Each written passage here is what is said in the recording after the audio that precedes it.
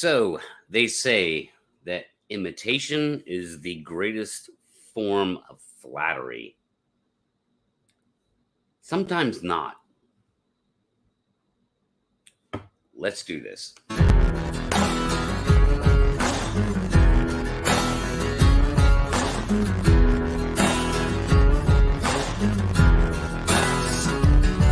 Well, I started this story in the middle of the page. I remembered the lines and forgot my age. When somebody said my attitude was snotty, that's when you call and say get out tonight. I catch a late night movie on a late night flight. I'll be getting real drunk and making fun of everybody.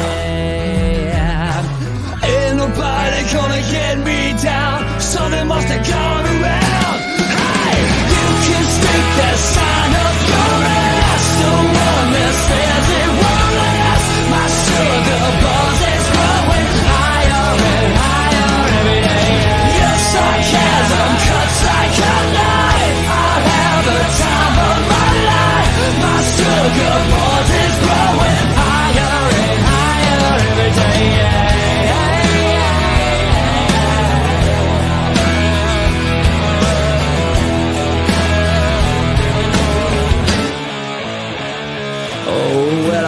To a party last Saturday night. You know, I think I got laid, then I got in a fight. I don't remember that much, but I think I liked it. I saw some band called Roses and Sake, and they brought back the rock and the singer was cocky. 2 years later, I'm sure they'll forget about it. Ain't nobody gonna get me down. Something must have gone around. Yeah, you can stick that sign up your ass. The one that says it won't last. My sugar buzz is growing higher and higher every day. Your sarcasm cuts like a knife. I'll have the time of my life. My sugar buzz is growing higher and higher every day.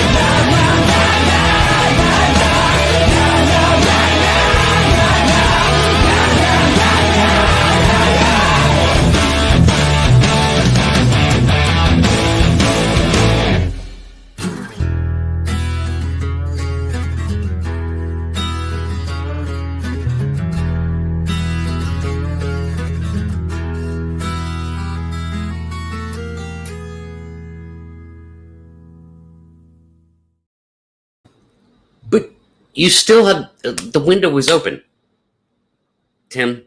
Like, you ruined my intro. Like, I come on here, start talking, the music's playing, and we have Joe's show. Street, like, might be your last day. Just saying, it might be. And hey, everybody, welcome to Squash Talk. I'm Pat. How's everybody doing tonight? Glad you guys are here. Tim blew the intro. Just blew it. But what's up, everybody? How you doing tonight? Good to see you. Matt's here. Life is a flyway. What's up, brother? And I did respond to your email today. Brian, Brandy, Lester, Sandra. How you guys doing, man? Where's Lockbeard? Is it Lockbeard's dissing me tonight? Wow. Okay. All right, Joe. That's not Lockbeard's name. I think he's watching another show right now. So, oh, there he is. What's up, dude? My main man. He bounced over. That's right. You know what's up.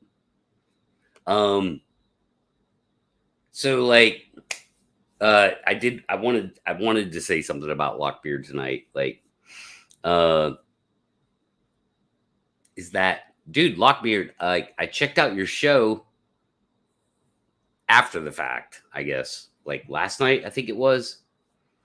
And oddly enough, dude, you don't look all that different. And what I mean by that is, of course, you look different without the beard. By the way, those of you who don't know, Lockbeard lost. He lost the beard for a new job that's going to be awesome and propel him into huge success in life.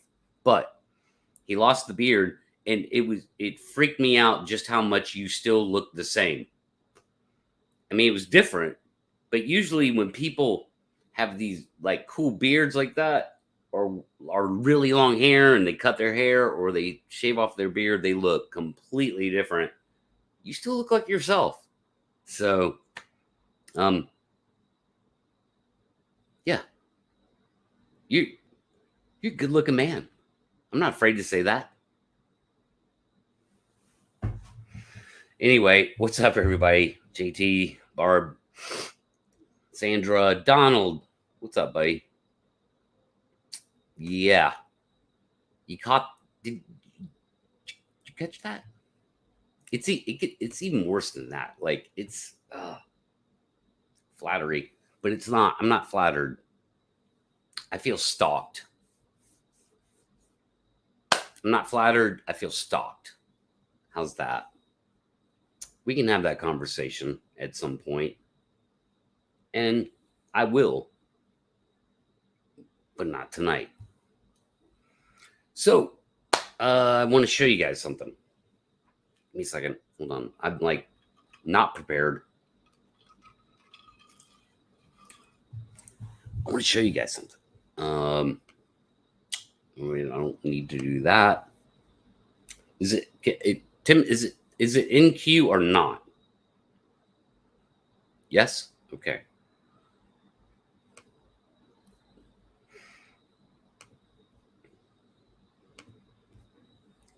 All right.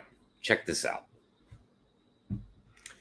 Check this out. Like, I stumbled across this 2 days ago. I think it was. I shared it with the group messenger group, the panel, and I don't know. They didn't seem to think much about it, but I'll share it with you guys. This blows me away. So what I'm about to show you is it's the end scene from Harry and the Hendersons, and once I watched it, I remembered. I was like, I remembered the scene, but just so you know, this scene was not shot at all with CGI or anything like that, or any kind of graphics, special effects. This is a live shoot of a scene. So with all the actors in play in the scene, they're actually there. And man, this is a great example of how Bigfoot can actually hide or cloak. I don't want to give too much away. Just I'll play the scene, and you guys tell me what you think.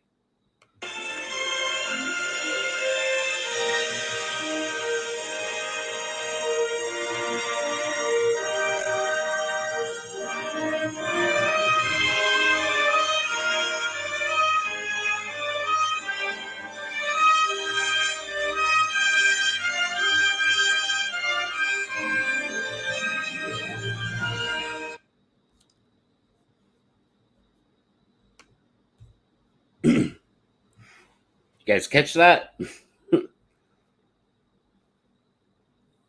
Like, that was a real scene. They shot it, and from what I understand about the scene, the uh, the cast and the crew were blown away with how incredible it turned out. Because basically they were just placed there and standing still, and of course the set is it's lighted and it's controlled, and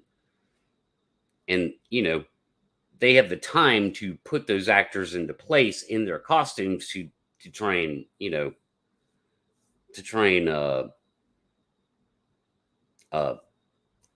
to try and make that happen the best visual way they can. And these are these are professionals, these are cinematographers. So um even though it's still kind of elaborate, I guess you could say it's just a great example of, hey man, in the right conditions you can't see shit. And I'll play it again, and I'll maybe kind of pause it a little bit. Let's see, where are we at here. We're 130 is kind of like where I like to start it. And let's bump the music down. We don't need the dramatic music. Let's just get rid of that.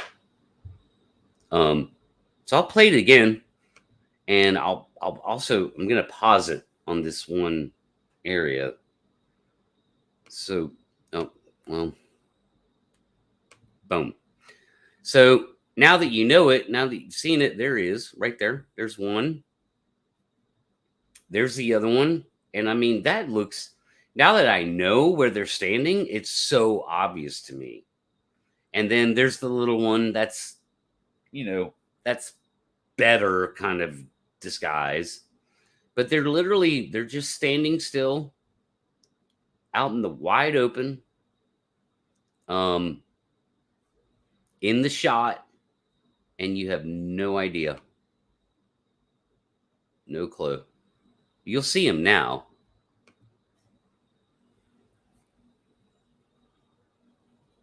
See him now, but crazy, man. They were hidden in plain sight. They were hidden in plain freaking sight, man. Like, that's nuts. That is nuts, man.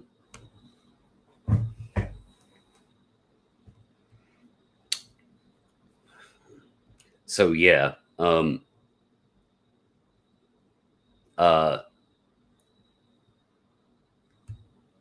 it just goes to show you, man, that you can like it. That's an example of people doing it. And then we're not even like talking about like sniper school, right? And all that kind of like blending in and hiding yourself. um but it was almost like a magic trick in that scene. I mean, they're, again, once you know where they are, they're obvious as hell. But when I watched that scene, like for the first time since I saw the movie, like it blew me away. It just blew me away. Um, but yeah, Matt, like it's not a dissolve. It's not. There's no graphics. Obviously, I played it back again where the um, where Harry is moving around in the shot. You could see all of them in their positions, just standing still. That's all they were doing. So no special effects other than the actors in their costumes, and the lighting sort of helped probably. This guy, like, can somebody get rid of this guy? Can somebody time this guy out? This Patrick Vaughn, he just trolls me. He comes on here, like, really, dude? The Velociraptor thing again? Nikki, time that guy out, man. Just do it.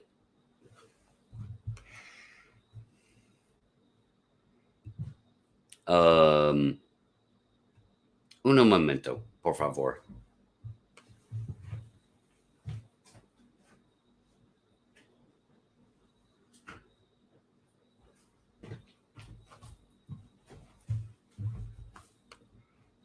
I'm back.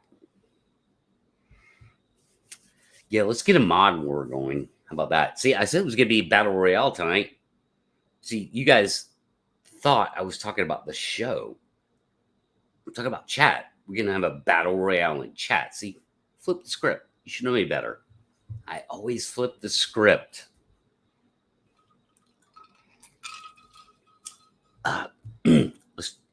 Let's check on Joe's show. Let's see where Joe's at.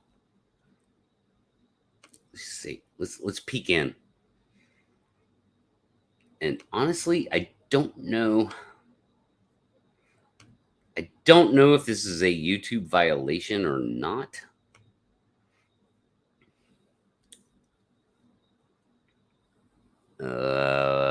Yep, there he is. But I'm just gonna go for it and hope the algorithm doesn't screw me. And when you're you're not adding, not like say as far as when you're adding on, you're grabbing the data you have in your memory banks. That's when your eyes are going over there, and you're like looking from your side. It would be this way. You're looking at the data. You're trying to articulate it. That's which way? Fabricating.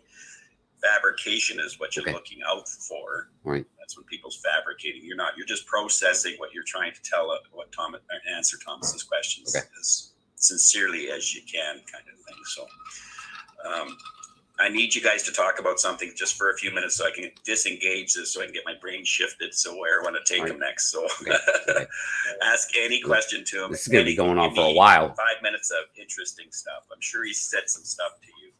This is going to be going. Like, here's a question, real quick. Unless you want to be on camera, I am live.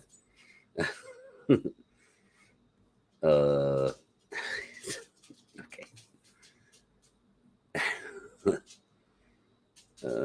Stop screen. Come on, stop. What's up? All right, that was interesting. Yeah, I'm live right now. No. Nope. I was on another show. All right, who's talking about who here? What's going on in chat?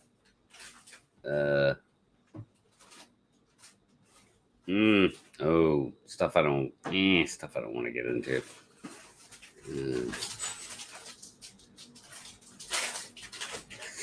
All right, Patrick, you're in chat right now, so you're well, don't mess with Patrick too much. He's a mod, so like whatever, dude.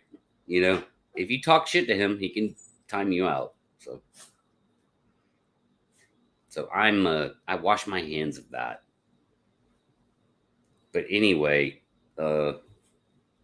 yes, Squash Bait's here. Hey, Squash Bait, what are you doing? Hey. You need what are you doing? You doing stuff? Okay. Okay, yum.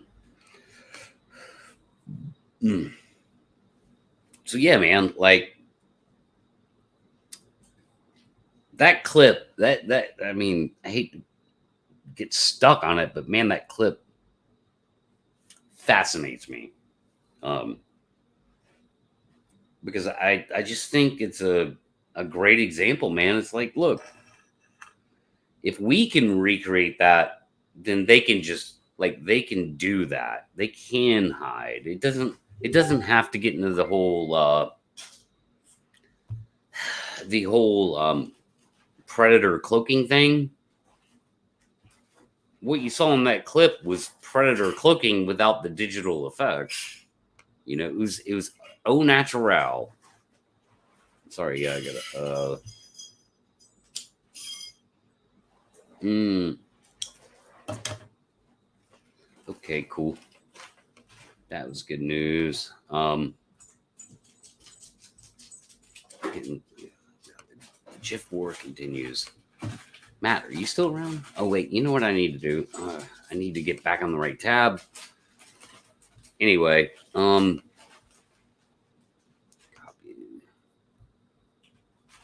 So what's going on, guys? That's pretty much all I got for my opener.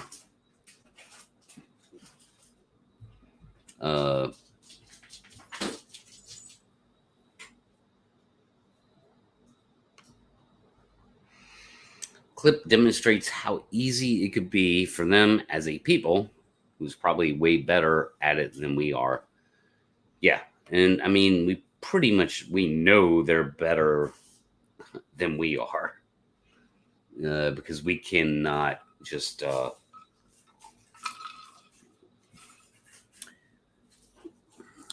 say it's extremely difficult for us to disguise ourselves like that well, although it's possible. And so I do believe there have been times where, like, say a turkey hunter, which is probably like the most disguising thing you could do out in the woods, especially the ones that take it hardcore, serious, old school, like full blown Navy SEAL sniper type shit. It's possible for one of those people to be out in the woods and then, the Bigfoot come along and don't know there's a person there looking at them. But when you're in that situation, what do? You can't just stand up and go, haha, gotcha, right? You're not going to do that. So that just turns into, another encounter that hopefully you can get yourself out of, right?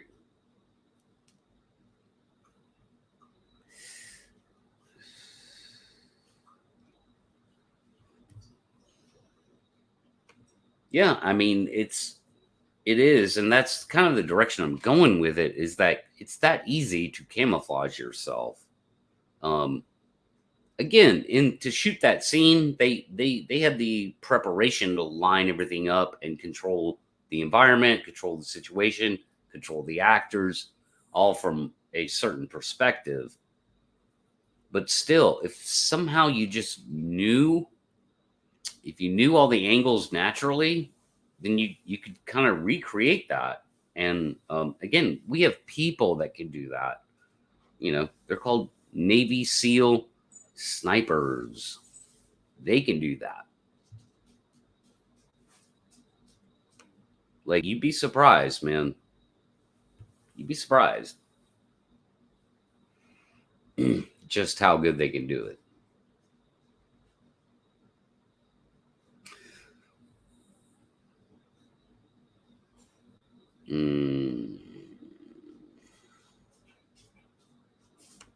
Yeah.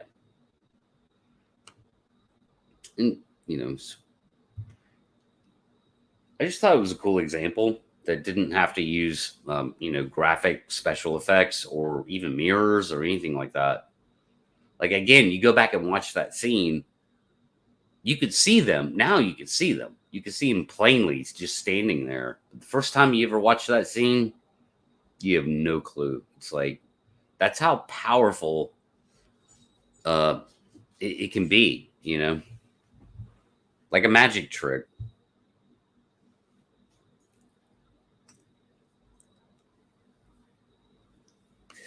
Yeah, and they're not like they're right there live in the action cut. They're already standing there.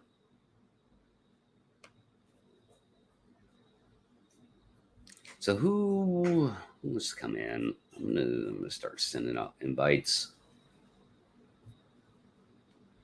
And yes, like, that's the other thing they said, because I had read something about that scene and how they created it, and they said the key to that whole scene was the actors standing completely still.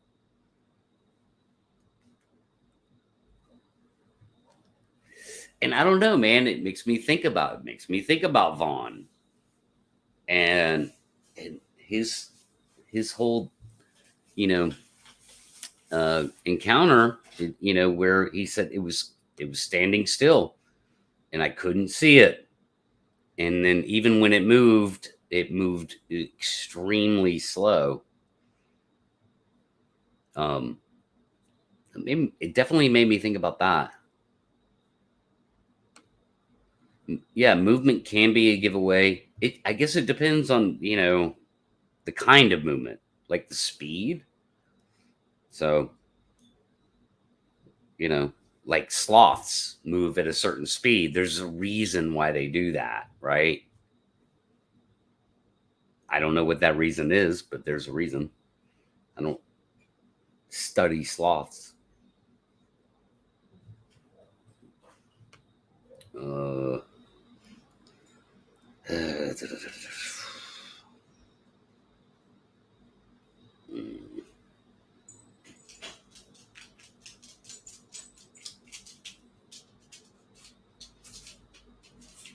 Mhm. Right. I think there is, man, but we also have, like, in my opinion, clear imagery of their hair, um, or at least one of them's hair. And that's the PG film. Like, so if you want to study Bigfoot hair, that's where you need to go. You need to look at that imagery as best as you can. And what I see there's nothing extraordinary about their hair. It's just a lot of it. They're just covered in hair. But it doesn't look extraordinary. It's like it actually has a bit of a sheen to it. Um and it's seems thicker in different areas. And I'll speculate this, that there's a razorback effect going on with her. I say that, like, I I speculate that there's a razorback effect happening there with Patty's hair, because it's like I could take what I see in that film and I could match it to my dog. Come here, Minnie. There's no way I can get a razorback. Come here.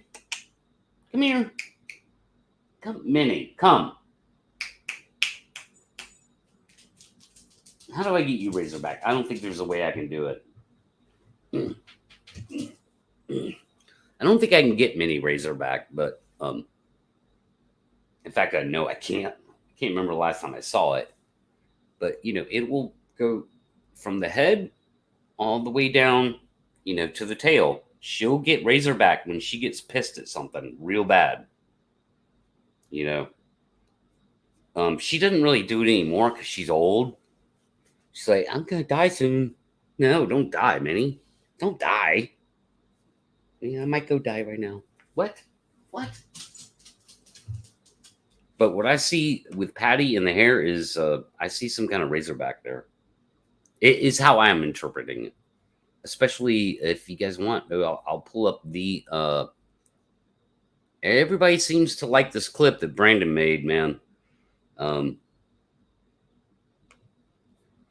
And I will pull it up and play it again for you.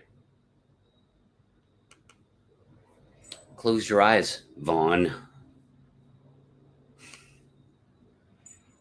Vaughn, look away. Window. There we go. We got it. We already had it in queue. Thanks, Tim. You doing your job tonight. All right. Okay. We'll see. So I am. And like, see how the hair's thicker up and down the spine and the back of the freaking neck, all the way up to the head. It looks like darker or thicker. And that just reminds me, I just showed you with Minnie, like, I'm not saying this is a canine. I'm just saying it's the exact perfect positioning for razorback effect. Like, this is exactly where it happens on my dog. And she's covered in hair. You know? God damn, look at those shoulders. Look at that girth. But, like, to me, that looks like Razorback. That's exactly what it looks like. Not saying it is. I can't prove it. Not yet. But, yeah. Get rid of that. So, yeah, I don't know. Yeah, she's big, dude. That, again, that's not a dude in a suit. Hey, it's just not. And if it is, fine, I quit. Like, I'm extremely gullible if that's a dude in a suit. Or it was that good of a suit. One way or another, man. It's got to be one of those three things. Yeah, Patrick, you weren't supposed to watch. I told you to look away. Like, Vaughn, just look away. You don't have to look.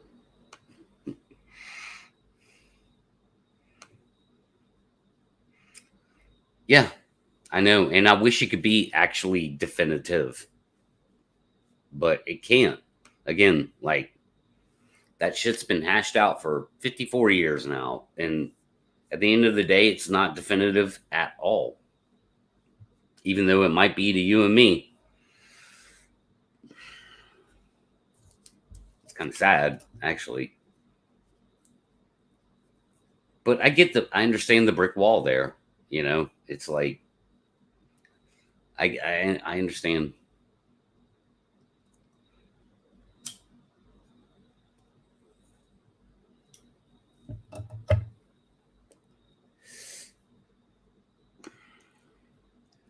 I know, but it'd have to be more than shoulder pads because it's the entire volume that's there.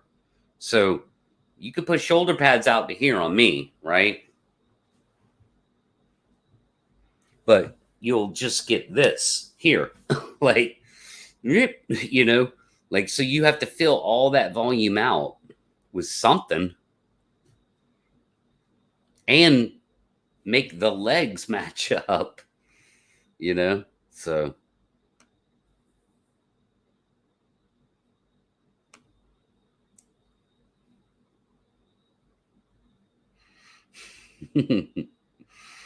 yeah, man. I mean, Lockbeard.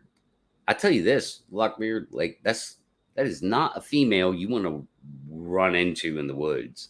So all you people that want to see one of these things, you might want to rethink that. Because if you ran into that damn thing out in the woods, man, by yourself, oof.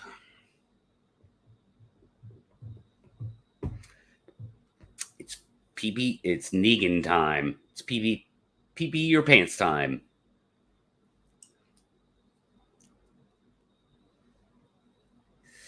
You feel like you have Negan standing over you, man, with that freaking barbed wire baseball bat ready to bash your freaking skull in. I just got an email.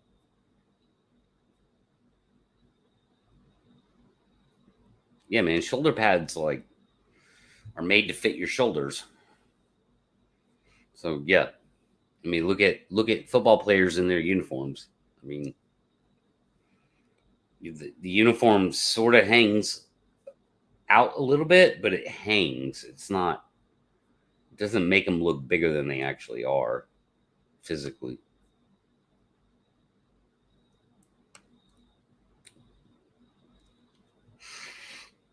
Mm. And he may. I don't mean to judge Lockbeard. He might want that encounter. I'm just saying, you may not want it.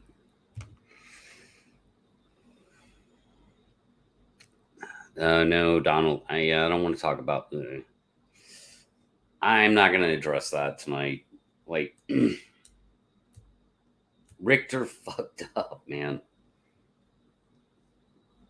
I'm sorry. I guess I will address it. Richter fucked up. He fucked up the first 8 minutes of that video. So he screwed up.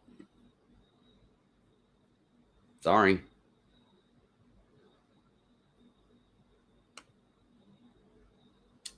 Ooh la la, says Lockbeard.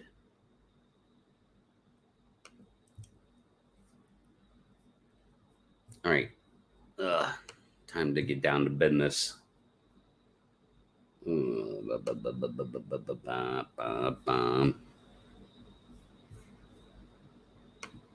right. So, for those of you who wish to engage, we can engage. Where you at, Jerry?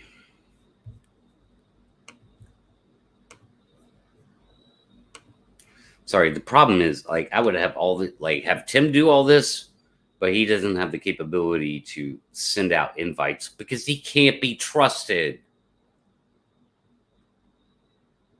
Sorry.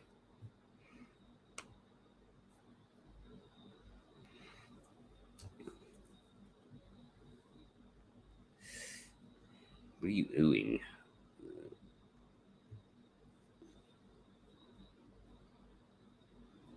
And phone, yeah, like I don't even know.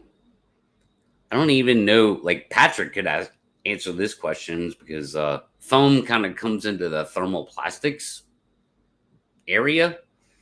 At least better than I know it. Patrick would know it. I don't know that they had like.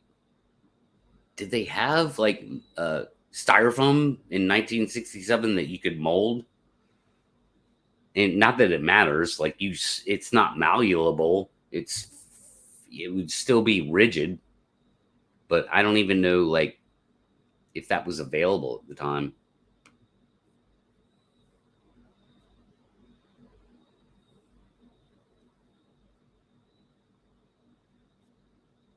And I'm caught up with chat.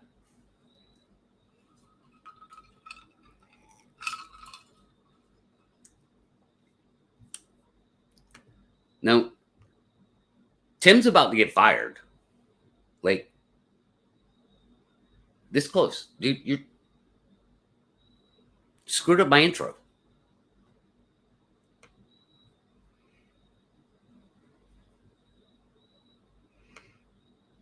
All right, so Vaughn's weighing in. Wouldn't be molded, possibly filled. Right. Okay. Which that would make it somewhat more malleable if it was filled. I don't know. I'm just trying to wrap my head around however it could be done. You know, I'm trying to be objective.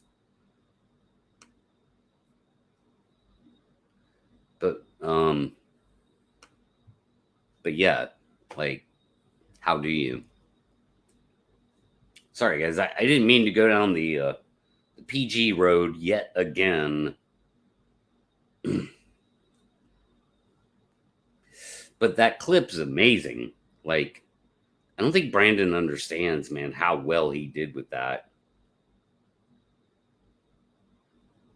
And I meant to let him know that. I don't know. I can't remember if I actually sent him that. I don't know if I've sent him that message or not, man. I've been messaging with so many people.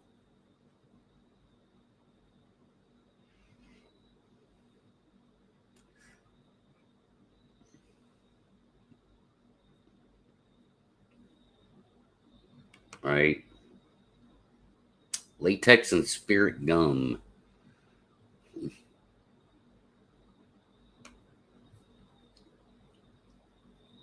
I don't know about that either. Hey, let's check in on Joshua. Shh. Let's do it. Let's check in on Joshua.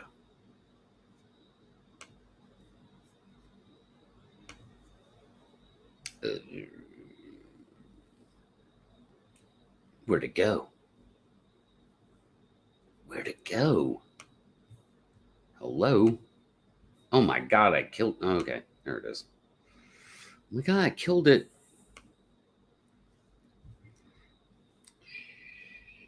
Everybody be quiet. All right, it's still there. From your encounter? Yeah. Okay. Yeah. I mean, So it's actually that's about what I would judge. Yeah. Right. So where that weird looking tree is that you're talking about, that's all intertwined and stuff. Like, is it a busted tree? Like, has it been dead for a while, or is it still alive, partially dead? No, it's still alive. It's a live tree. What colorations does it have on it? It's a light colored tree. I can't. I think it's a maple, but I won't swear to it. Okay, so the question is, what colors is it? Not what type of tree it is. So could you focus on what you recall the colors being? Oh well, the leaves are green, and the bark looks like.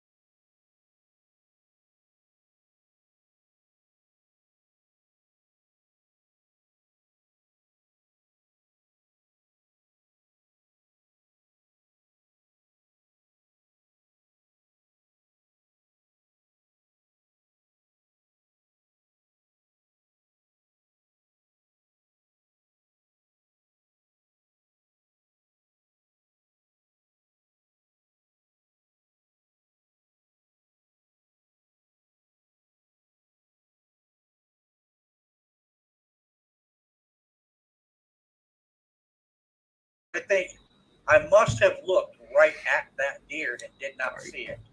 My bad. And Sorry, So guys. is the wait, so slow her down, slow her down. So the deer, is it standing? My You said bad, it was guys. laying down. What was it doing? Yeah, it was laying down. Okay, so it was laying down. It's behind Tall grass. Oh, Tall yeah, grass. Tall grass. Yeah. Is it like a wheat grass? What kind of grass is in front of it?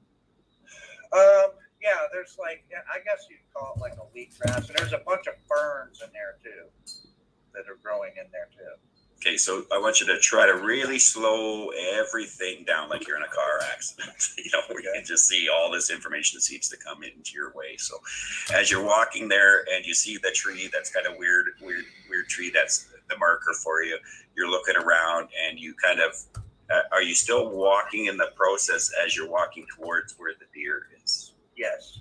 Okay, next question I have for you is this deer encounter after the deer encounter with the one trying to gut you? Oh yeah, yeah. Okay, all right, that's good. So, so to kind of unfold visually what you're looking at as this whole thing for us at home and stuff of what you're seeing. You walk closer. Can you see your shoes? If I asked you right now to look down on your shoes and say imagine that you're in the forest right there. Can you look down and see your shoes right now? Yeah, I have my boots on. Okay, what type of boots are they? They're steel-toed, waterproof boots. Okay, so what again at home? I asked him a direct question. You notice his eyes went, oops, that way. He's very precise on that. Okay, so so as you are moving towards the object, or as far as the deer goes, unfold that for us. It's as slow as you can, and I'll jump in just in case I need some more data from you. I glanced up at the fork to look at those pine branches, see if there was any difference. I glanced in front of me, did not see the deer, took one step, and that's when the deer jumped. Okay, stop. So the tree's on your right-hand side. Yes. Okay, you guys would have caught that with his eye motion there. He actually looked at the tree. I was looking at the tree, And then the next thing is you started moving forward, and then all of a sudden the deer got up. And you were what? When that happened, tell us what was happening inside your body as that was engaging. Holy shit, that's what was happening. Because it was really close and I didn't see it. And I mean, I use the word exploded out of the grass. I mean, literally, that's how I would describe it. That deer exploded out of that grass to the left. And was it a buck or a doe? I have no idea. What type of deer was it? Mule deer? It didn't have antlers, but at that time of year, I don't think they do anyway. Yeah, it's hard to say. Go ahead, comments. I was just going to say late August, it should. Yeah, should be starting. Well, it might have been a doe because I didn't see it. It didn't have antlers. Right. Are they muley bucks, or what type of deer do you guys have down there? Species? Whitetail. Whitetail. Did you see a flicker of the tail go up? Absolutely, when it exploded and ran to the left, yeah. Okay, and it exploded at a pounce when it was exploded and running? You know how they do the boing, boing, boing, boing with the tail flashing in the back? Something, kind of like that. I don't want to add it to it. I just wondered, like, could have done the combination of both. As fast as it moved, I mean, yeah. Okay, and yeah. So when it jumped up, did your body language do anything? Yeah. You said, holy shit. Right? Yeah. Right. Yeah. All right, so that's just happened. Then what happens next? Well, I'm gonna lose it. pretty much as soon as that happened, okay, that deer, and I did one of these numbers as it exploded and ran. It was All right. All right. Sorry, guys. Maybe let that go on a little too long there. I kind of got sucked in myself. I'm like,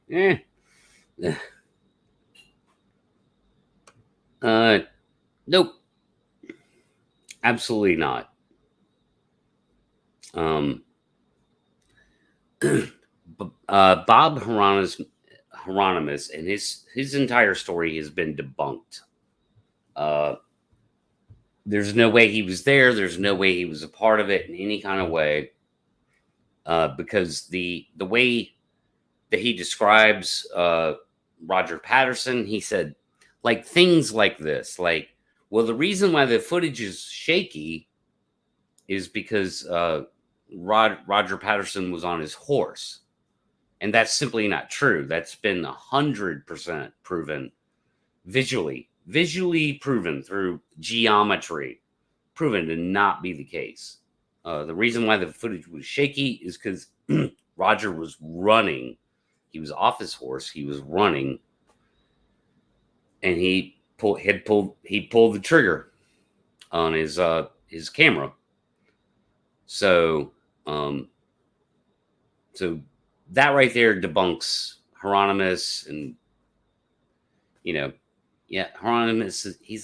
He was kind of a tall guy. Maybe he was a bigger dude back in that day, but nah, that guy's full of shit.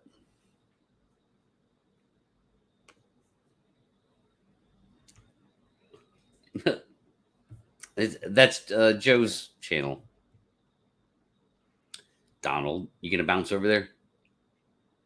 Western New York, Bigfoot, something rather. Like too many words for me to ever remember.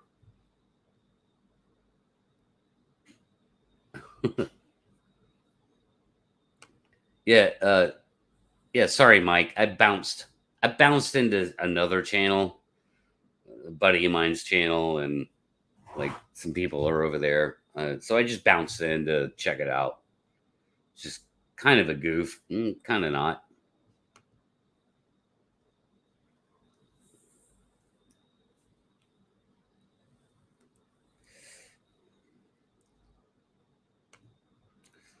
I mean, some of that has been worked out. Like, so Patty was, if she wasn't 7'5", she was 7'2". And she could have even been 7'8". So with how tall Patty was, we're in the 7'2" to 7'8" range. Some would even argue there's, a few more inches you could throw on top of that range. But I think it's fair to put it in the 7.2 to 7.8. So with all the sort of trigonometry and geometry that's been done with all of that, she's definitely within that range.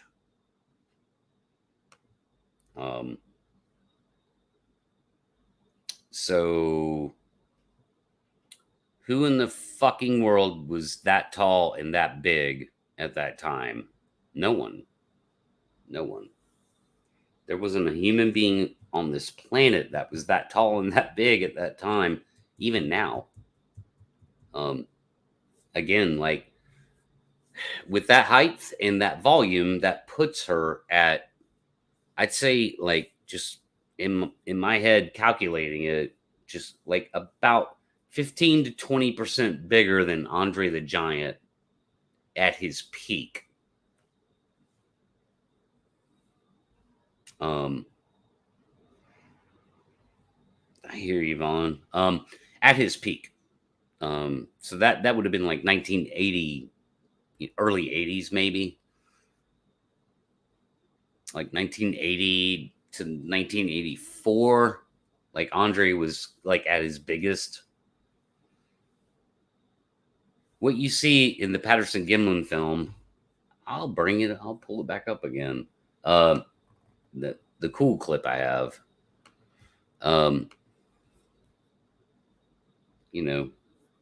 What you see here is probably about 20% bigger than Andre the Giant.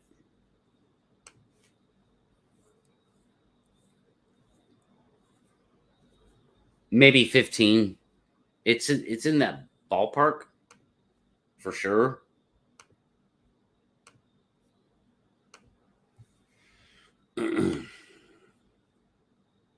Bam, there it is.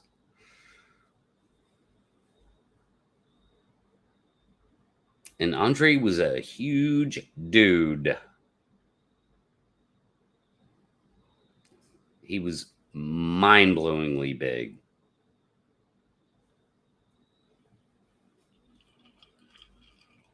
And he did flip over a car one time, so he had actual strength to his size. He was like this perfect combination of like abnormal growth and actual strength.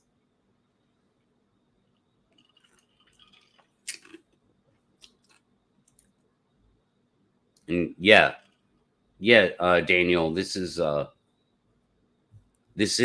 Patterson Gimlin film. This is the end, towards the end of the Patterson Gimlin film. My buddy Brandon, he cleaned it up, like he stabilized it. He did a little bit of color correction, and then he like loop zoomed it.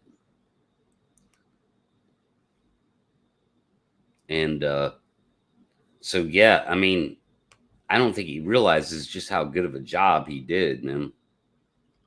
But this is the Patterson Gimlin film with nothing added to it. No digital CGI or anything like that.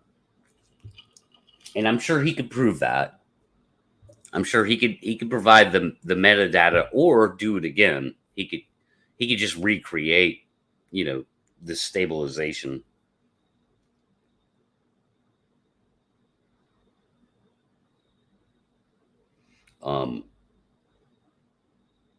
So therefore, like, it can be proven that this is the actual film enhanced, and you're seeing what was on the film, nothing added to it. That could be proven 100%. All right, so I'm gonna get rid of it. Yeah, big old butt. MK is, when is this? MK is reaching hard into the part you're talking about. It's not what he thinks it is. I'm not sure what you're saying there, JT. Sorry, like when you're doing a show, it's easy to lose context in text like that. Like, be more specific. I'm not sure which direction you're going in there. Hey, I put the link out there, guys. Anybody wants to jump in? I mean, I can wrap this up.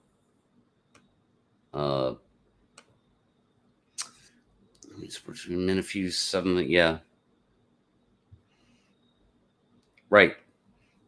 And 7 foot plus is extremely rare in our all right, JT was responding to somebody else. Cool. That's cool. I'll just leave that where it is. But yeah, 7 foot plus is rare in our species. Very extremely rare. It's less than 1%. It's something like 0.34%, something like that. But it doesn't matter. It doesn't even matter if you put a 7'5" dude out there. He can't fill that volume. You still have to fill that volume with a suit. You got to fill it with something else, man. Like what we saw in that clip was humongous. It was very big, mind-blowingly big.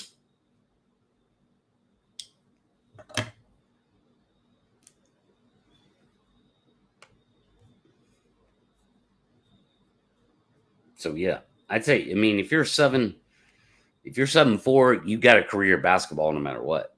Like, you're 7'4" and you're healthy, you got a career in basketball. Like, you're gonna make some money.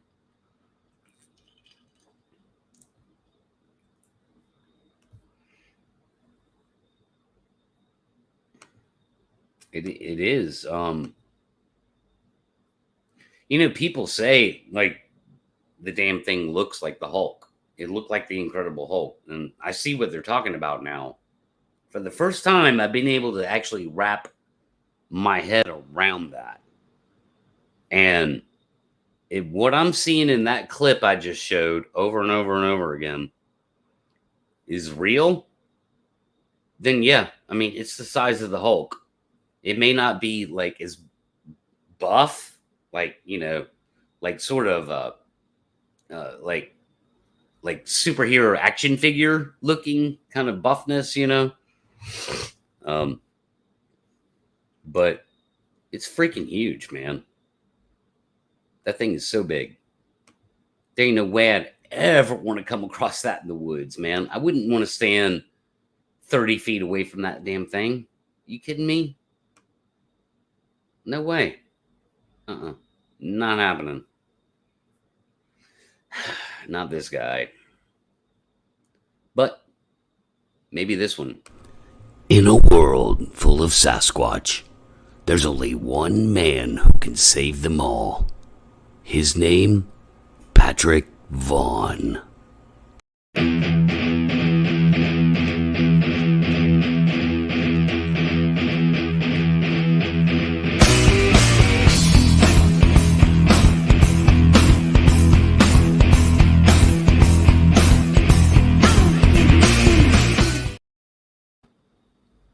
Oh, I actually have to bring him into the stream. Howdy. Tim. What's up, bud? Tim is slacking tonight, man. He's about to get fired. Mm-hmm. Hey, Flappy Gums, I don't need from you. That's not helping nothing, Tim. What's up, dude? It's just another day in paradise.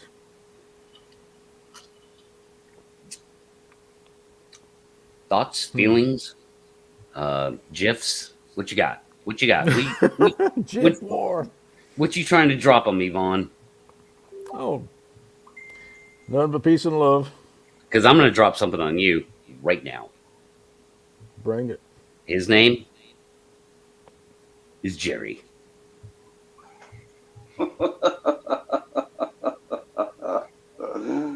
I'm not scared. Yeah. How you doing, Patrick? Oh, it's been a long week, a tiring week, and I got to work tomorrow. But that sucks. Yeah, no rest for the wicked. But Amen. It's been so long. I'm trying to work out the controls here. mm, See if I'm alive or not. That'll do, I guess. Hey, Pat, how are you doing? I'm fine, Jerry. How are you, man? Welcome to the I'm show. doing good. I'm doing good. Good to be back again. Yeah, I appreciated the invite. Definitely. I Absolutely. don't know what the subject is. I have no ideas. I haven't been watching what's going on. So What I haven't. you give me you a haven't clue. you haven't been watching my show? No, I've been eating. I've been surviving. I've been gaining sustenance. Well, I'm Oh, gonna have to oh, drop something on you, Jerry. And her well. name is JC. Oh, The show not JC. JC. Oh no. Hey, JC. Hi, Hello, can you JC. hear me? Yes. Great. I sent a thing to the group if you want to look at it. Uh, Due to your visual, that nice visual clip you showed earlier, I wonder if you guys would be interested in discussing visual acuity at distance and to Patrick's experience and the things that he's described, what that has to do with this minimum distance that he experiences between him and I think you call it target species. Um. Well, I've studied perceptual blindness as a tracker. You know, because as modern humans, we're taught to ignore so much. Mm-hmm. Okay, you're driving through the city and there's construction going on. You have to put a blinder on to pay attention to what you're doing and stay in your lane. So we are trained to ignore. When you're Mhm. in the woods, you have to be trained to observe. And you have to see all the hydrology, the natural rot, the natural storm damage, uh, things being pushed over by wind, by snow, uh, every track.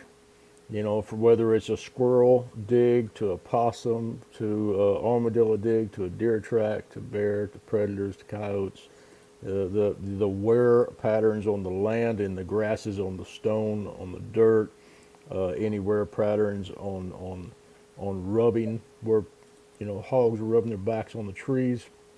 You have to be you have to because your mechanical eye sees everything, but your mind only picks out what's important to you, what you're looking for. And so I you have to agree. train your mind. Your mind has to be trained to, completely retrained. And I haven't got that 100%. I'm probably at that maybe 80 to 85%. That I can actually look and everything my eye is seeing is pulling in from my mind to absorb. So I still have work to do on that. And I think what you're telling us that in our modern world, in order to survive in the modern world, not the natural world, we have been tuned to a different kind of visual That's right. frequency or something. Do you know what I'm saying? That's right. I think Yes, that's you are. accurate as hell. Yeah. Mhm. I See, I recall. Go ahead, Jerry. go ahead. I'm Go sorry. ahead, Jerry. I recall going to work commuting into Vancouver on a daily basis, and for many months I did that. And one day I was crossing over a bridge downtown, and I happened to look at the North Shore, what's called the North Shore, and there's nothing but a rain of mountains there. And I was, caught up in bottleneck traffic on the bridge, inching along, and I looked over and said, "Holy crap, when's the last time I paid attention to that?" One of the Mm-hmm. most beautiful things I've Hmm. ever seen. And yet here I am driving to work every morning and I'm oblivious to it. So, Hmm. yeah, I agree with Patrick, what he says. Mm-hmm. We just focus our little laser beams on what's going to get us through the day, and that's all we're concerned about. Yeah, and I Mm-hmm. think driving cars has a lot to do with that. I love that example because the stakes are so high. Hmm. Um, when you're driving down the road, especially in Atlanta, freaking Georgia, on 285 or 85, and everybody's going 80 miles an hour, dude. The stakes are high. Like you have to pay attention to any kind Absolutely. of anything that doesn't look right, you know, and that's what you become. Yeah, that's how you refocus your mind visually. And we're sorting that data all the time unconsciously in that survival mode, right? I have to pay attention to this. I don't need to pay attention to that, right? So we're Right. constantly sorting and parsing. And actually, Matt, you're a visual artist. I paint, but you're a photographer, which, that has this whole interesting aspect to me. Yeah, it does, and that's part of the way I'm looking at it now. And what I'm doing is trying to see the forest in a different light, like with the yellow shades. I'm getting ready to play with a little bit more, and possibly going back to black and white photography, and possibly even infrared. I've been doing a lot of research the last couple of days on infrared that I stumbled across, where they're taking their new digital cameras and taking out the IR. I think Patrick and I was talking about this on the side. And so I was researching taking a smaller camera and just literally taking it apart, the lens, the back, and everything, lifting the chip out, undoing the ribbons, lifting it out, taking the IR chip out, putting it all back on, and the camera is just set to be a dedicated IR camera. And I think that would be really cool. And then I started looking at some of the landscape photography as art, going back to the days of infrared. And man, it's been 40 years since I played with that. And I'm telling you, it almost looks like infrared may be the way to go. And looking at dark green foliage anyway, because it reverses it. Mhm. But the problem is the shutter speed. It goes back to quarter second, 3, 4, 5 second exposures to do the infrared work. So it's back to blur. But if they're standing still, so there's a lot to weigh. There's a lot to weigh, but I think I'm going to try some infrared. Go ahead. So you're saying that it would have a extended, I'm going to do this. I'm going to extended shutter time, right? So Yes. it would be a longer shutter time. So any Yes. movement would create a blur. Well, okay.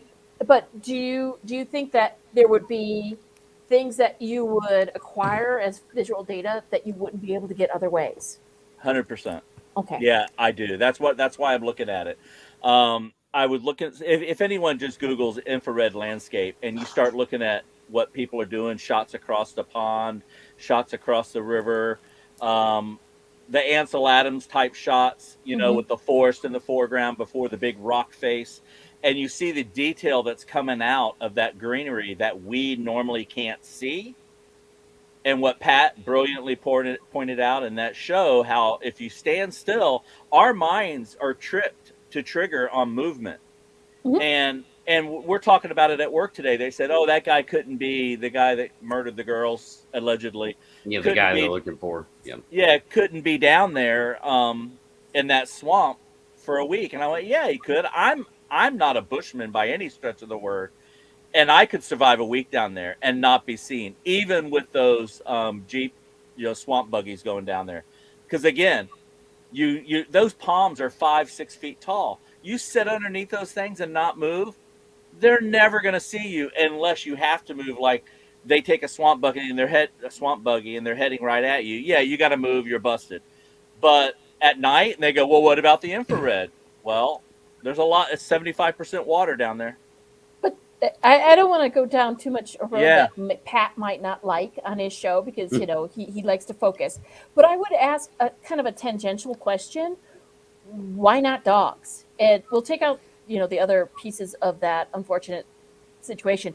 But Right. if we were looking for something in Patrick's locale in BC in Florida, why don't dogs play tracking dogs, scenting dogs? Why don't they really play a role in any of this? I've wondered. Patrick. It's a good question. Wait. What are you talk about? What are you talking about? Looking for a person or Tracking them Well, down. Bigfoot? tracking, if we were tracking a Bigfoot or a Sasquatch, not to necessarily come up on an animal, but to determine a often used locale. Yeah. Well, I've used hunting dogs. The hunting dog has to have the scent of what you're looking for, and it has to know that that's what it has to go after. Hmm. Now, unless you can have a Sasquatch to rub a swatch of linen on or cotton on and then hand it to the dog and have that dog track, but that dog could track that particular scent. Hmm. It may not track just a Sasquatch scent. It may be that individual scent. Hmm. You can take my scent and give it to the dog. It'll track me down and bypass Pat up because it's my scent. But that is just one theory of mine. I haven't tried that with a Sasquatch, but I do know with a hunting dog, it wants that particular scent. And most squirrels do smell squirrel, and most deer do smell deer. But also, I've heard so many reports of hunting dogs running in and they come and running right back out with the Running tail right between back their legs. out. Hmm. Hmm. So Yeah. I've heard a lot Yeah. of that. Dogs are afraid of them. It would appear. It would seem like dogs are afraid of them. That's anecdotal, but could be. But I've read very, very many reports on that dog won't hunt. Some do, some don't come back. But some dogs just won't hunt. They get that smell. They don't know what they're hunting, and you don't know what they're hunting. They're just following a scent, and that's all they're doing. So yeah, I mean, totally. No one has ever successfully, to my knowledge, ever tracked a Sasquatch or a Bigfoot. They might have gone out with good intentions and spent a few hours out there, but I could be wrong. But to my knowledge, it has always ended up in just a big ball of confusion. Yeah, you need to talk to Patrick separately. You need to Uh, book some time with Patrick, not online, not on air. Sorry. well, it would be an interesting topic, even though it may be redundant. Hmm. Mhm. Yeah, But dogs just don't seem to be able to get it done, basically. Okay. um, that's why, as a tracker, that's why I always, and people say, and people say, well, oh, you're a tracker. There's nothing prestigious about that. Okay, you're I always say you're playing dog. You're always one step above, but always one step behind a dog as a tracker. Okay, it's a humbling position to be in. There's nothing, fantastic about it. The person calls you in because you have a skill set. They point and say fetch, and you say yes, sir. And the dog can smell what you're after. It can run smelling it, but then it can also lose a trail. It Mhm. can lose a scent, where you can go down the creek and pick up where it come back out of tracking. So you're always competing, and you're always one step ahead, but also always one step behind a damn dog. Hmm. That's what Always, you're eye to eye with that dog. yeah, That's the level you're on. always cutting for sign, always. Hmm. But yeah, it's And people will love their dog. They don't love me.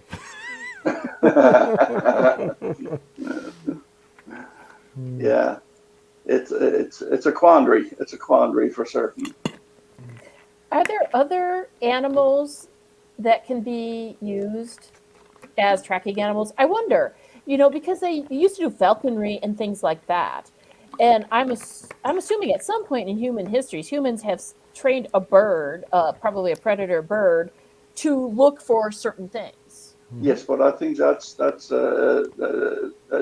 I think that's line of sight you're talking about.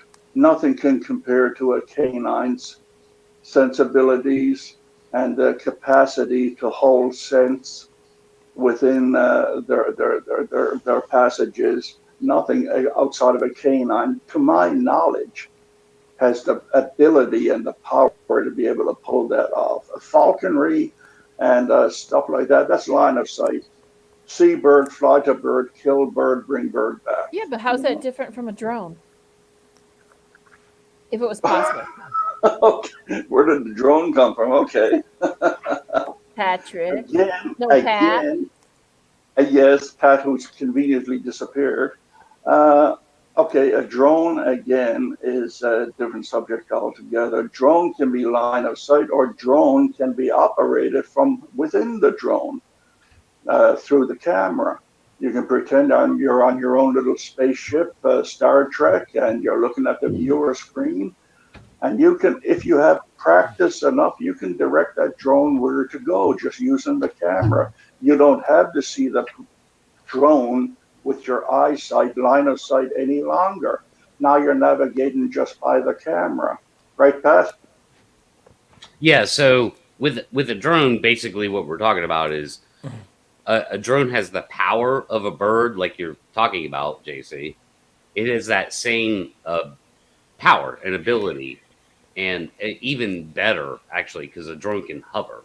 But Mhm. um, it's operated by a human. It's so yeah, to try and train a bird of prey to spot something that it just wouldn't be interested Yeah. in otherwise is not like feasible. I just When wondered. I mean, I yeah, like to when you could put a think about drone up stuff. in the air, you could put a drone up in the air, be more powerful than the bird itself, and look around, even better actually. So So the bird itself is just using instincts. That's all. It's line of sight, hit, retrieve, bring it back, much yeah, like a Labrador retriever and a duck. It's much the same thing.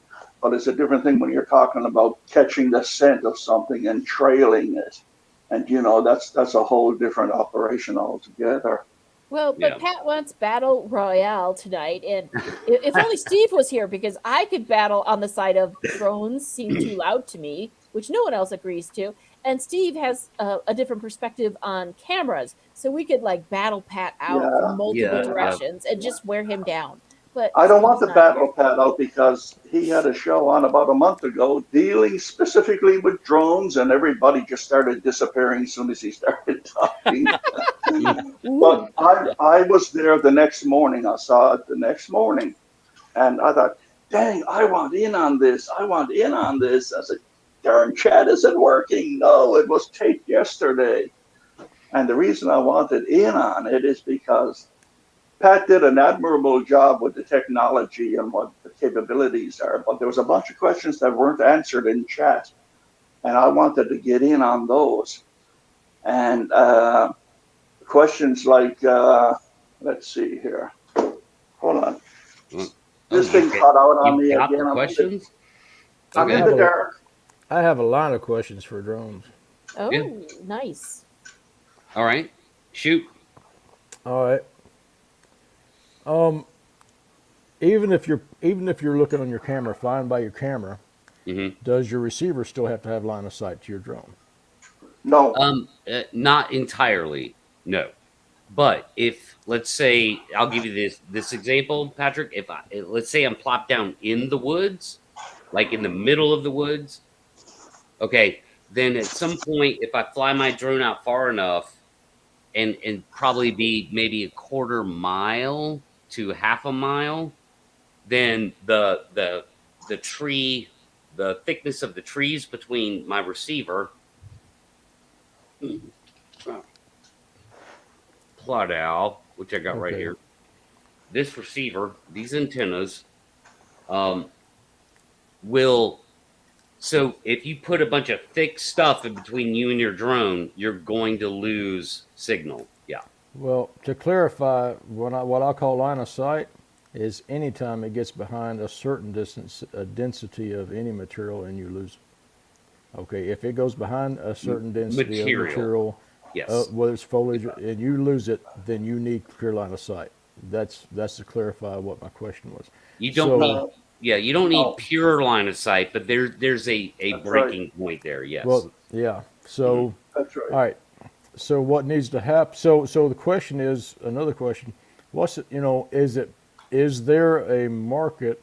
Is there a drone on market that has a sat link where you can run a sat link where you do not where it runs through the satellite? You do not have Not to on run. market. No. That's a military thing. But can I make a couple of quick points on drones? And I have several of them. I'm a remote drone pilot, just like Patrick is, but he has a Interesting. commercial license. I don't. It's only a private license. And what it is, look, this right here, to the untrained eye might be a splash guard to a microwave oven, but it isn't. It's really a dome situation for a drone. A drone, okay, it's right here underneath it. You put the dome on the drone. Okay, from here, my Mavic little mini can go a radius of 1 kilometer in one direction. Then it'll come back to base. It can go 1 kilometer in the other direction, which is in diameter 2 kilometers. And when you get to the edge of that, it has its own artificial intelligence, which tells you you are at the edge of the control. If you keep on going, it will not respond to you and you might lose it. Or it will also tell you that you are low on battery power. So someone said on Pat's show that, what happens if it goes out in the woods and you lose contact and it drops to the ground? That will never happen, because before that happens, it will notify you back at base that your battery power is only strong enough at this moment to return to base, so return to base immediately. Or it will tell you you're at the edge of your range. If you keep on going any further than where you are, you may lose contact with the drone and drop it off. Now, as well as that, you have a 400-foot height, okay, altimeter reading, 400 feet. Of course, a drone can do much more than that. But here in Canada, 400 feet, then you're into a flight area. Then you're dealing with other small planes and helicopters. And if you're caught, unless you're like Pat, who has a license, if you're caught doing that, you're in all kinds of grief. And if you have a license, you can get away with it under certain circumstances with special licenses from the government that they issue you to be able to do this at certain times a day or whatever. They'll give you a date and a time where you can do it, even when it comes to operating around airports. And but actually, the drone, I got a little mini Maverick. I can fold it up and put it in my vest pocket and walk around with it. And it's good for 1 kilometer. In either direction, 400 feet ceiling. You don't want to go any higher than that anyway. And it's just a humdinger of a little outfit, and it is virtually foolproof. You cannot lose it. It cannot run out of battery power. It cannot do a lot of things. It'll notify you long before it happens. It'll notify you. So there's no chance you're going to lose it. It's going to go beyond your communication range. It's going to, there's some chance. There's a slight chance. I mean, the probabilities are there. I mean, in the end, it's up to the operator. Yeah, you can push the envelope on anything, but you've been warned. And of course, the vast majority of drones come with a return button. That doesn't mean that you get your money back. That means when you hit that button, it will automatically come back to you like a homing pigeon immediately. So that's some of the questions that weren't answered the last time you spoke about it. Yeah, so it's a return to home. So wherever you launch your drone from, the drone picks that GPS location up exactly, because it's absolutely attached to 18 GPS satellites. And that's a return to home point. So if for some reason you did lose the drone or lost contact with it, the drone itself goes, okay, I'm going to go home. Like, I have no operator. I'm going to go home. All you have to do is give it enough altitude before it starts its trip, not to run into the side of a mountain or trees or anything else. If it got the attitude, it'll come and land within 6 millimeters of where it took off. Yep, exactly. My questions are more pertaining to the practical application of drone technology to the study of subject of Bigfoot. Right. I think it would be marvelous for a winter trackway, don't you, Patrick? If you got a winter trackway to be able to follow it with a drone.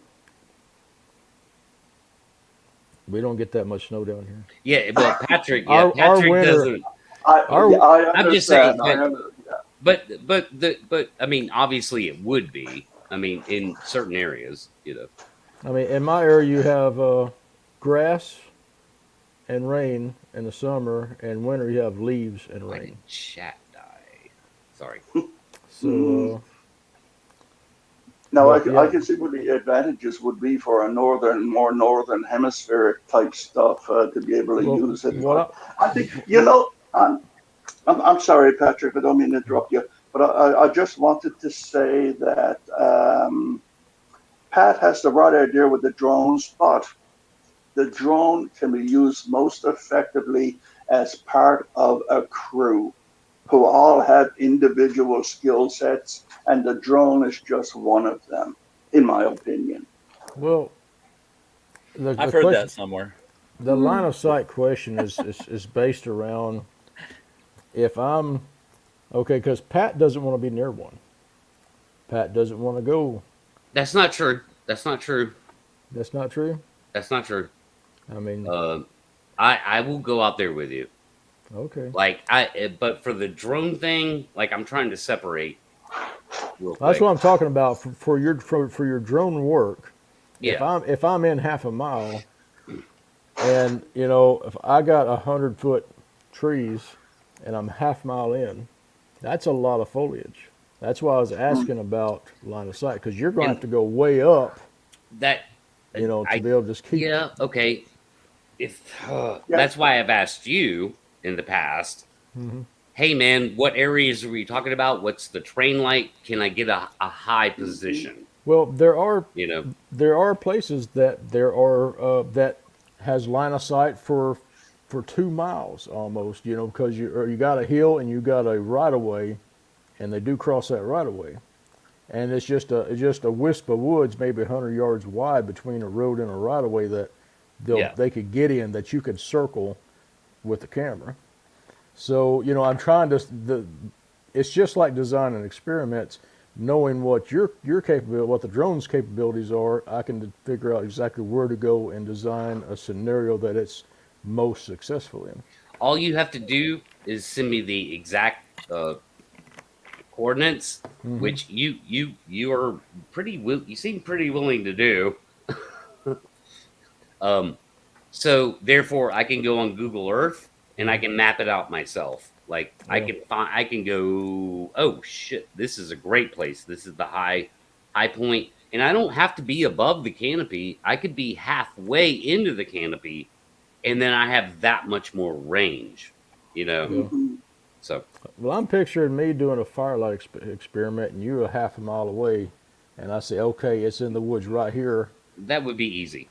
Yeah, because I can't bridge the gap. That gap, I can't bridge yeah, it. So you can come in and, yeah, yeah. JC, I don't mean to cut you off. A No, half a you're mile fine. away, I could do that. Go ahead, JC. Sorry. So, well, you guys bring up some really interesting points. So, would the ideal scenario for Pat and Patrick to work together in a using a drone and tracking? So now you have two facets of a team. Is it would it be in the winter when the canopy was less, Yes, down, and in down. and then would it be daylight or nighttime? And I suppose that's dependent on the camera system you have because I don't It know how much cargo these drones will carry. it would be nighttime with a thermal camera. I That see. would be the ideal. So if you're talking ideal, that's what we're talking about. Yeah. And Well, the thermal because you have a much better contrast. Yeah, much better vision with the thermal.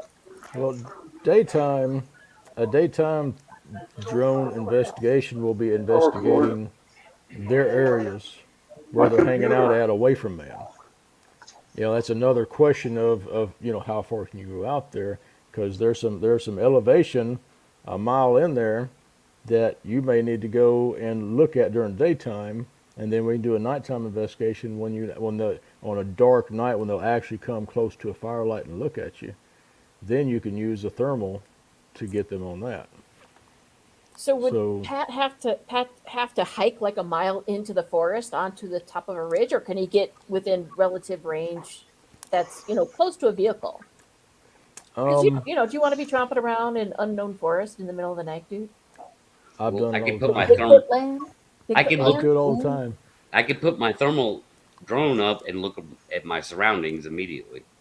And what happens if you see a Bigfoot within 100 feet of you? I You're keep videoing him. filming. I'm I just keep filming. curious. And hope he runs. Yep. I mean, I might would keep filming and back away for a little bit, like in the But that does meet that, hey, I have something in my hands point, right, Patrick? So he has something in his Sure. hands, and what would want to get that close to him? Worst case scenario, I film my own death. It's on the news. It's on the news the next night. Um, Bam. There you go. there are some very specific. It's kind of like trying to tell someone how to negotiate through a maze. Pardon? You know, there's a No. there's a maze of information, and it's kind of like knocks. It's hard to, you know, it's hard to help someone negotiate through knocks if you're not there to understand it. You know, it's context of what's being used. And so I've sat at a firelight with a phone in my hand and have them 60 yards out knocking. You know, I have been in the woods with a rifle on my shoulder, not in my hands, and had them come up to me. You know, I've had a pistol on my hip several times, but not in my hands. You know, this is tracking. You know, out away from fire, I'm tracking. My hands are empty. I may have something on me, but it's not in my hands, and they'll stay out away from you a little ways. But sitting at a fire, I had them walk right up, and the guy had the camera laying in his lap, and they're just right behind a tree. And I'm telling them they're right there, and he didn't even pick the camera up because he didn't believe me. But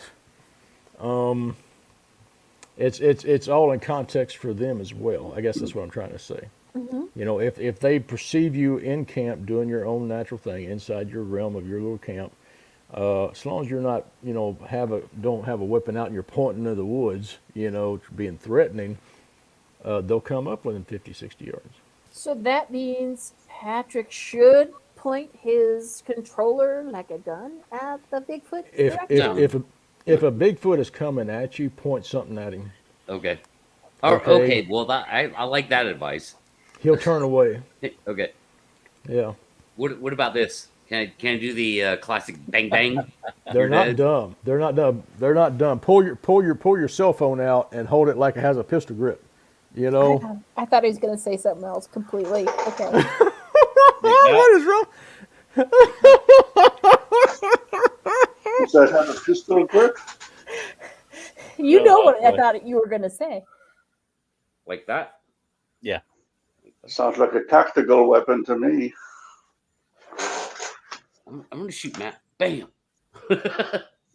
What's up, Matt? What do you think about all this drone talk, huh, Mister? I mean, me and Matt got a friendly competition going between kayak and drone. I mean, what do you think? Kayak's got it. Drone is a beautiful device for making movies. Thanks. I'm just busting you. Thanks. No, I think the thermal's good. You got a really good point with the thermal. I have no interest in learning to fly one because I got too much stuff on my hands already, like surviving in the Yes. woods. Because I'm not a woods guy, so I'm saving half of my brain to concentrate where I step. Is there a snake? Do I have the right stuff with me?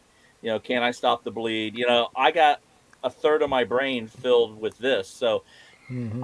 that's the main reason I'm not going into drone. I just got too much gear on me No, already. hey, And that's cool, dude. I'm not trying to convince you to. Yeah, Like, no, your no. hands are full, bro. Yeah, it's full. And like I said, I would bring in a U. I would bring in a U or one of our photojournalists. We have 8 pilots at News Channel 8. We got Right.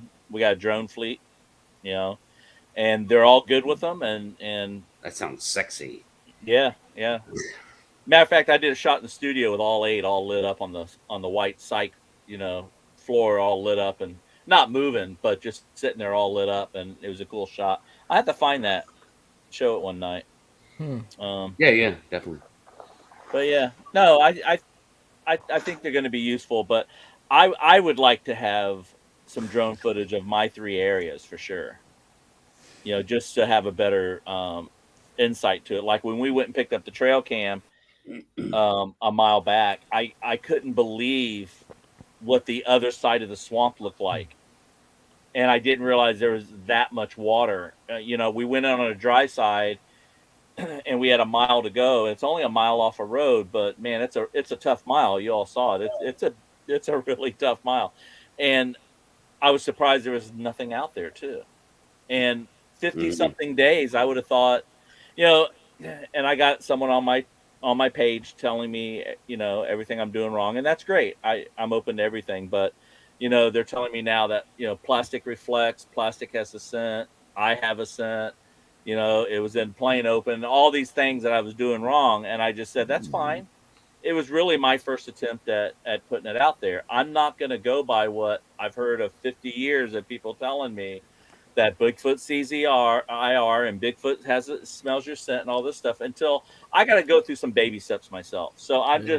I'm hearing everybody. I'm not dismissing anybody, but I gotta. And yes, I see the deers look at trail cams. I see it too. They look right at the lens, so something's going on. But to say a Bigfoot sees IR because all other animals do, we don't know what Bigfoot is, do we? So No, how can these people 100% say, "Dude, Bigfoot sees IR"? It's like, they can't. They well, can't. show me the paperwork on that. Show me something. Don't I'm not going to go by that. Go ahead. No, there is none. No Can more, you go? no more than Can tree you go? twist and nest and everything else. Exactly. Can you go? Exactly. Can you go by photographic theory? Yeah. Okay, there's a photo of myself and another person looking directly into IR, and our eyes are not reflecting IR, and we do not see IR. There is a set of eyes during an encounter of a Sasquatch watching us looking into the IR, reflecting IR.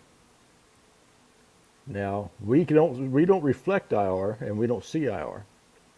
They reflect IR, and if you do the algebraic equation on that, the equation states or almost demands that they see IR. I do have a caveat on that though. I think both people, when you had the IR and human eyes, I believe both were wearing glasses, Yeah, and so I would prefer to see that without anything in between the eyes, I've done it. and yeah, I've done it without glasses and with glasses. It's the and you have the same. same result. Yes. Okay. Mm. So, Patrick, are you saying your eyes were white and the Sasquatch eyes reflected what? You see my face, but it's in IR, and my eyes are not reflecting IR At all. at all. Right. But animals show white. But no, not an animal. The damn Mm. Sasquatch that was Right. walking through the field that six of us watched walk through the field's eyes were reflecting IR. They was reflecting the red emitter IR through natural eyesight that I was watching it, and in the camera it reflected back to the camera in the natural IR that the camera Mm. sees. So you saw red. I saw red through my natural eyesight because behind me I have a half a dozen or more than a dozen IR emitters that are red that are shining this dead light. It's a dead light IR, Right. shining it out there. Okay, so I can't see the IR, but I see the red emitters and I see the red eyes. Okay, in camera, it's literally its eyes are the same color as IR reflecting back. Now, the mathematical equation is our eyes don't reflect IR, and we don't see it. Their eyes reflect IR equals the sum of that is mathematically demanding that they see IR. Mm. I don't see the math in that, but I see Yeah, I don't the understand why. Yeah, the yeah, I don't visual get in it that. either. Yeah. Um, yeah, there's a long back and forth on my channel, not to throw that out there, but um It's okay. you have to look at the chat that well, the big fella threw out, and we're going back and forth like 6 times. So he throws out a lot of good information there. And it's information I'm listening to, but um and there's people I trust, and but I still have to go through the basic setups and Exactly. experiments myself. Exactly. You know, I hate it when people say Yep. trust me, Yeah. believe Yep. me. You Hmm. know, I'm new at this. I think that's why everybody's stepping into the same hole and not moving forward, because everyone says, "Oh, dude, don't put up a trail cam. Bigfoot sees IR." Oh, okay, I won't do it. Mhm. Or, or I do it. But who's to say? this is another thing I don't get. I know at the distance the IR light is the distance the trail camera, like I called it a trail cam and got corrected.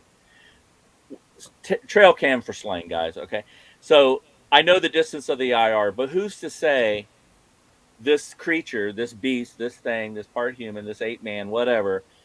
Oh, Larson's doing this or that, so that light goes 42, 57 yards. So I'm going to stand 60 yards out from it. I hear so many people say it stood just past the firelight. It stood just past the IR. Well, think about what I'm hearing. From a creature's perspective, you don't know where that light actually stops unless you're, I guess you can look at the ground and the weeds and the grass and say, it seems to fall off right in this area. I'm okay to go up to here. But it's easier for us to see that sight line of where the drop off is than something seeing it looking back because they're looking into a fire or they're looking into a bright lit camp. It seems like that would mess with their eyes. So that whole thing about they stood just outside of something, logically I don't get that. And so there's a lot of stuff I just got to Ooh. figure out. And The firelight, that's easy. I mean, we could do that. Like I could do that. from Like the outside looking yeah, toward the yeah. I fire. could Oh, yeah. walk. I could walk up to your camp in the thick woods and know exactly where you can't see me with the firelight. Because Like if you I look could do that. down, you Yeah. would see yourself or Yep. not, Yeah. right? So that's easy to determine. Right. But the IR, I've not heard that or thought about that. So you bring up a really interesting point, Matt. But would it be, to people who know more about this, would it be like a flashlight? I can point a flashlight and you could see how far it's going out on the grass and the ground, and I could see that. Is it the same with IR? If you could see IR, Yeah, exactly the same. I would think it would be the same. It is because Um, you can look through a camera and see. You can take an IR spotter, right? right, And you can see it looks like a flashlight, basically, right? right. So you can see that light. So yeah, to JC's point, yes, exactly. If you could see IR light, it would resemble light from a flashlight. Or from 100%. a fire. They would know to stay out of this range. I'm just trying to get that reverse perspective in my head now. I think so. But I think you also say something super important, Matt. And sorry, Patrick, but this is brief. Is one of the things I talk about all the time is my own personal model is observe, learn, grow, repeat. Yeah. Exactly. And this is how you actually get a repertoire of knowledge where your awareness goes up, you have an awakening, then it prepares you for more awareness. Yeah. It's that. Yeah. Exactly. You have to appreciate where he's at and building his own foundation of knowledge, of trial and error, of saying, okay, I tried this, they're right about this or wrong about that. So I greatly appreciate where Matt is on that. And I know you have to do it in this particular subject. As hairy as it is, no pun intended. but I need someone else to go to Amazon and order the 12-inch periscope and cut it down and glue it to the end of a trail cam, laying flat on its back in a piece of Tupperware, and bury it in the ground with just that sticking in it, so it can take still pictures every 60 seconds. So you need someone to do your experiment too. I need 10,000 people. I need 10,000 people to do that. I'm thinking I could bury it in my yard and I could spy on all my neighbors. I need 10,000 people doing that. Yeah, that's what Patrick's point is, that he doesn't need help with his own experiment. He's got that down. He wants to put it out there as, this is a cool experiment. Try it. And then people all over the country are doing the same thing. Basically. I'm relatively certain it'll keep good them idea. from picking it out. Like, it's not like you're strapping to the tree and they walk by and they see that strap around the tree. I've literally tucked mine and covered it in bark with just a lens showing under a log and had them walk up and point it out. Okay, how they do that? That's the big question. So the answer came in when I buried one under dirt. They couldn't find it. They couldn't find it in a hole. The Earth camouflaged, I think, the EMF of it. So that's why I'm doing an underground experiment with a periscope and pointing it towards the trail. And Yeah. I'm pretty certain they won't notice it. I don't know if I'll get anything on camera, but I'm pretty certain they won't notice it. But if I had 10,000 people doing that, Well, have you thought about the distortion you're going to get from the periscope, though? yeah, it's very clear. That's why I'm cutting it short. I'm not using a full length periscope. It's a 12-inch periscope. I'm cutting it down to 4 inches. That'd be like a Move- zoom. Yeah, it'd be like a zoom lens. You're changing moving that focal point up closer to the mirror, and I'm not turning it twice. I've taken this one 90-degree bend out, and now it just comes up and hits the mirror, and the light is Yeah. coming in. That's what it films out of. Yeah. And also, I'm gonna spray the particular piece of casing I'm putting in. I'm gonna spray it with spray adhesive, and just throw dirt on it. And wherever the spray adhesive is, hopefully 100% coverage, I'm gonna have 100% covered dirt camouflage to cover the plastic that may be sticking out, or there's, because the periscope's going to be up, and I don't want plastic sticking out there. Mosquito. Yeah. So the reason why you're using a timer is you want to also cover the plastic to the sensor. You're covering everything except the lens. Is your game plan? The whole thing's underground. All you have coming up is a periscope. Periscope. About Okay. that tall. And there's no Okay. sensor. Now if this works, Pat and I were discussing this, the last show. If this works, think about one of the big vendors or big manufacturers of trail cams say, hey, Bigfooters want this. Let's build this, and they put a sensor out on that periscope to where it clicks off, and then and you actually have a sensor running through your periscope. Wouldn't that be cool? But does the sensor create a problem? I don't know. I don't know about it. It's a passive Okay. sensor. All it does is measure light and the change of light. It's not I see. actually reaching out. The old ones would actually, send out energy. This just is passive, and it actually just measures light. And as the light changes, that's the motion it's sensing. Because anything that has energy flowing through it, wouldn't it Yeah. defeat your EMF, barrier? I don't know. That is all up in a experiment. What I'm gonna do is I'm gonna go completely underground with the experiment.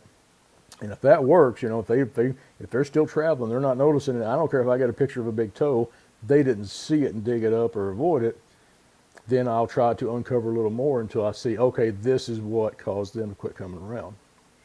So that I can pinpoint, is it EMF? Are they seeing it? Are they smelling the plastic? Yeah. Because there's a lot of variables there. And what is the distance in this experiment? May I ask more questions about this? Sure. So what is the distance that you predict that you will get clear focus photos? About 40 feet. Okay. And I 40 remind feet. you, this is daytime only. Okay. Because if it was at night, it would have the IR, and then it would be throwing color. Yeah. But also, well, I'm going to black the IRs out. I mean, the IR is not going to be shining through the tube. But I've been thinking about how to measure. So what I'm going to do is I'm going to take a rope, and I'm going to tie a knot every 12 inches up to 8 feet. And a lot of people out here in this area, they'll tie a rope to a tree and tie the trash bag to it for refuse. And so I'm going to do that. When I pull my bag, I'm going to leave the rope. That way I have at least some kind of measuring Right. thing to it. Right. Like it. I Hey, like it. Pat, are you interested in discussing that image I sent in the Facebook chat? Yeah, I could pull it up. It's I'm sorry, it looks a little weird. I actually snapped it yeah, it's a off. little distorted, but I could pull it up. Okay. I wish it was better, but I stole it off Coalition, so and I don't want to go back there because they just make me mad. So Yeah, it's okay. I got it. Yeah. I got it, and yeah, I mean, yeah, it's worth discussing for sure. I'll probably talk with Nikki, our friend Nikki from Harryman Hoaxes and Hoodwigs. on one of her streams at one point. I'll probably bring up the same thing, but I'd like to talk with you guys first, and specifically you guys first, and because I think it has a lot of context to people's stories and where misidentification may come into play. But we could either, it's helpful if you read it, Pat, or someone reads it. Um, just because it's a little distorted, and Yeah. and we I can discuss from there. I think there's some really interesting points here. So what is this so pertaining to? uh, I Visual acuity over distance. but what yeah, where did this come? Like, what was it? I didn't see what it was about. Was it Someone about revised the story. yeah about some revised story? Do you know what that's about, JC? I think I think they were talking about Todd Neese. About who? Todd Neese. Meese. Okay. Neiss. He's out in Oregon. He's part of that Beachfoot crew. Okay. All right. And so they were That talking about his story, which is not I that don't. relevant because I looked this up and this is You know. actually published, but I stole from Coalition. So if you would read it, Pat, I think that there's interesting information for people to really think about. Sure, I'll read it real quick. I think I understand why he has revised his story. At 100 meters, you can recognize a human face, see what they look like, no eye color or small detail. 200 meters, the face becomes a blob and you cannot distinguish facial features like a beard.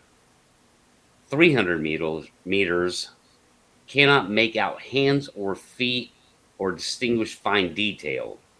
The hands and feet are literally too small to see. 400 meters, the head cannot be distinguished. In fact, it looks like they don't have one at all. You see a human shaped silhouette missing a head. 500 meters, cannot see individual legs, especially the light between their legs. If an object is moving, he is moving as a whole without legs to the naked eye. 600 meters, humans look like little triangles in shape, triangle shaped blobs. Yeah, Well, kind of agree with that. Well, I agree with that from a number of investigations I've been on. I think that's pretty close to dead on. Yeah, it well, makes sense to me. I've shot 400 and 500 meters. We're talking about naked eye. You know, yeah, iron sights. Oh, Uh, iron sights. Yeah. Will they go that far? Yes. I Like mean, 300. So a meter is about a yard, right? Yeah. Hmm. yeah, Right. you'd qualify 300 meters with iron sights. Yeah, That's, that's 300 no meters issue. is your That's iron no sight issue. qualification for the military, basically. Yeah, I mean, I've shot 3, 4, and 4, and Yeah, over 400 meters. But that's impressive. That's impressive. But but yeah, continue. you know, and I was shooting silhouettes, which were turkey silhouettes at 415, and I could make out the turkey silhouettes just fine. So, you know, with along with this literature, I would like to actually see pictures of 100, 200, 300, 400. You know, what this person is seeing, what atmosphere is in. Is it in a dry, arid place where there's waves Right. on the ground? Is there, you know, is it cold, dense air? I mean, because your atmospheric conditions does have an effect on how Oh, well you see at distance. yeah, big time. So, Big time. Context is everything for sure. Yeah. But I think that that's I think that it's okay as kind of a general starting place for rule. mhm. And And it is. Yeah. yeah, and I did look online. I could find this like similar text. He reworded it a little bit, but I could find similar on the internet. I could not, and I looked a bunch, even for target shooting, because I wanted to get a visual. I couldn't. I could see things that would show, oh, like looking up a hill. This is 100 meters, of 200 meters, 400 meters, but nothing that would give me a good visual of like a human standing there, you know. And I have thought, man, if I still lived out in the country, it'd be easy because it wouldn't look weird if you're like had stuff like Yeah. bale of hay, you know, a couple Right. places down the road. Well, nobody But here like I can't do that. It'd be interesting if you the did it, thing Pat. is that with target shooting, nobody's like trying to shoot a human figure at 800 yards with Hmm. their without an optic. That's Yeah. not a thing, you know. Yeah, Um, past 500, I've got optic. yeah. So Matter of fact, I'm getting yeah. a 6x24 Simmons right I now mean, for my. there's I got a 900-yard sniper rifle. there's trick shooters have done it. McCulloch did it with a revolver, I believe, at 800 yards. He hit. It wasn't a human target. It was, it was your typical like round ping Hmm. target. Like it, probably is 22 inch. I mean, so trick shooters can do it without optics. But again, they're looking at round objects silhouetted against the background. Yeah, Mm. I watched a guy Yeah. shoot 1,700 yards with a 45 110 iron sights. Yeah, but what's being discussed here is just silhouette shapes and Mm. odds and ends. I mean, that's a lot Yeah, different hitting a target than saying, okay, Mm. what color eyes did that person have? right. What Yeah, was their features? Did they have any scars? Were they wearing glasses? I mean, it's apples and oranges we're talking about here. Well, No, not it's good not info, really. I but just like to get some photographic, at 100, 200, 300, to support it. yeah, I, yeah, but good points all around, I think.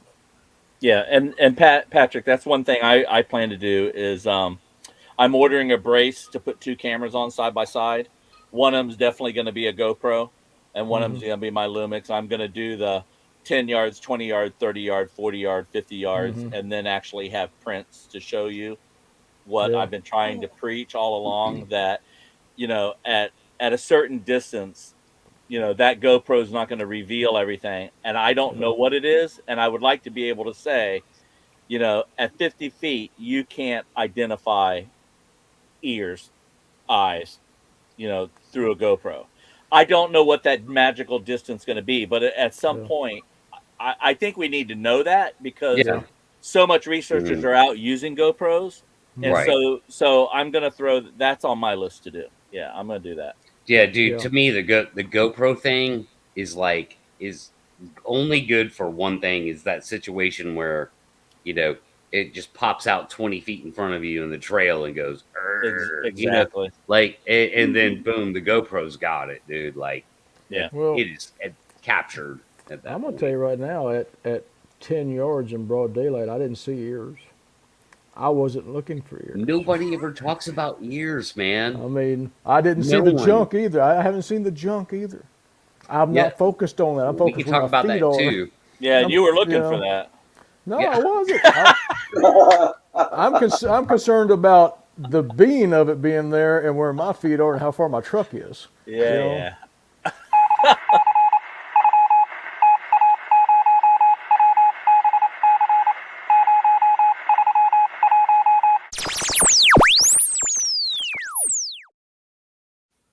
Everybody compose themselves. so yeah, I can no, see I can see where that's very valuable to have now. Woo. nobody. Yeah, Oh, I rarely get to use it. I'm red. Nobody Look at ever me. talks. Oh, Nobody ever talks about their ears, and that's a thing, man. They're too busy concentrating on other parts. Hmm. Like nobody ever talks about their ears, and I mean, to me, there's only one explanation for that: is that they have very small ears, and right. they have to be they're very small, like Uh, You unusually know what they small for say their about hominids with small ears? unusually small for their big heads.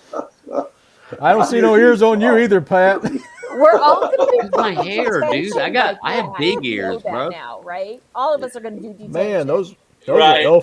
those are elfin magic. Yeah, That's man. I've got big ears, but my that's hair is down here. that's So that old. that could be the other thing is that their hair covers up their ears.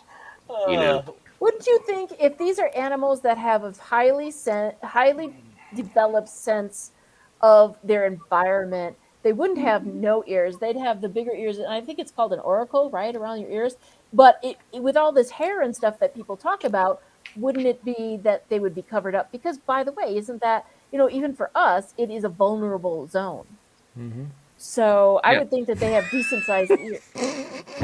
But for Now the we're all sake, going to be in detention, and it's Patrick's fault. okay, you go stand in the corner. You go. Okay, Oh, but the thing is, I get from that is Mm. dogs. You got a German Shepherd whose ears are up like this, able to take everything in. You got a Rottweiler whose ears are down like this. Yet they have, I dare say, identical hearing capabilities. So I don't think the shape of the ear really matters all that Hmm. much. It's that But old. It's that old joke. What color were her eyes? Oh, she had eyes. oh God. Well, So, but the ear is actually the uh-uh. auricle on the outside. However you pronounce that, it's meant to capture more sound. You put Hmm. your Yeah, hand up to your ear, absolutely. you're going to hear more sound, and you Yeah. can making it directional, just like a parabolic thing, right? Yeah. Yeah. So, Exactly. I think that's something that you don't hear talked about, but it's interesting. Well, the German Shepherds, and I will say the smaller dogs. So like my dogs, they have like big ass ears for their tiny little bodies. They're meant Hmm. for focusing. Mm. Yeah. So it's parabolic, just like you said, JC. Yeah. So the German Shepherds, same idea. Like so, Jerry's right. It may not make a difference in how they hear, like when they're just walking around. But Yeah. when they get interested in something, they can take that and focus it in a direction, and that's why it's all about focusing with their And, ears. and that's a funny thing, Pet, because both species that we were just talking about are basically shepherders. Their life is shepherding other animals, sheep or whatnot. Well, They all come from the same background. not my chihuahuas. They're meant for killing things in the ground. They're Well, Yeah, but focusing. I'm just saying a yeah. disparity in ear shapes and maneuverability, yet they come from the same background. Right. They're herding animals. Hmm. That is their purpose, is to herd. And either one seems to work well. It doesn't matter. I think that So Sasquatch maybe kryptonite. Sasquatch works well too. It doesn't matter the size of the ears. I think their kryptonite is their hearing. That's just a theory I have. They have small ears. I think their situational awareness is far better than ours. I believe that I totally agree with that because I'm thinking, my God, this is an animal in the forest, and we're just Joe and Jane clumping about, tripping over their own feet, and this animal can't detect you long before you detect them. Come on, of course they can hear you a mile away. That's not just a saying; that is literally a mile away. Well, not only that, but we have times of year that we go out and do specific things. Hmm. There's different traffic during different times of year in different areas on trails. We're predictable in the woods. You That's for know, sure. Exactly, exactly. a lot of encounters come from people that went off trail in areas that people don't usually go in times they don't usually go in. And that's one way I used to cause concern about their survival with my presence there to gain encounters, to get observations and insights on their behaviors. Hmm. Now, you got to be a little gutsy. You got to be willing to go out there in the dark, no light. Go. I like getting out there just at dark, being completely dark, out in the middle of nowhere, Mhm. and make a Are you ruckus, are you armed on these trips, Patrick? mostly with just a knife. And you're comfortable enough with that? It's a big knife. No, Mike, this ain't a knife. This is a knife. It's about like that. I hand forged it myself. Hmm. No, but I go up country, but I mean, my old Black Betty shotgun isn't far from my hands at any given time, and that's not necessarily because of Sasquatch or grizzly bears.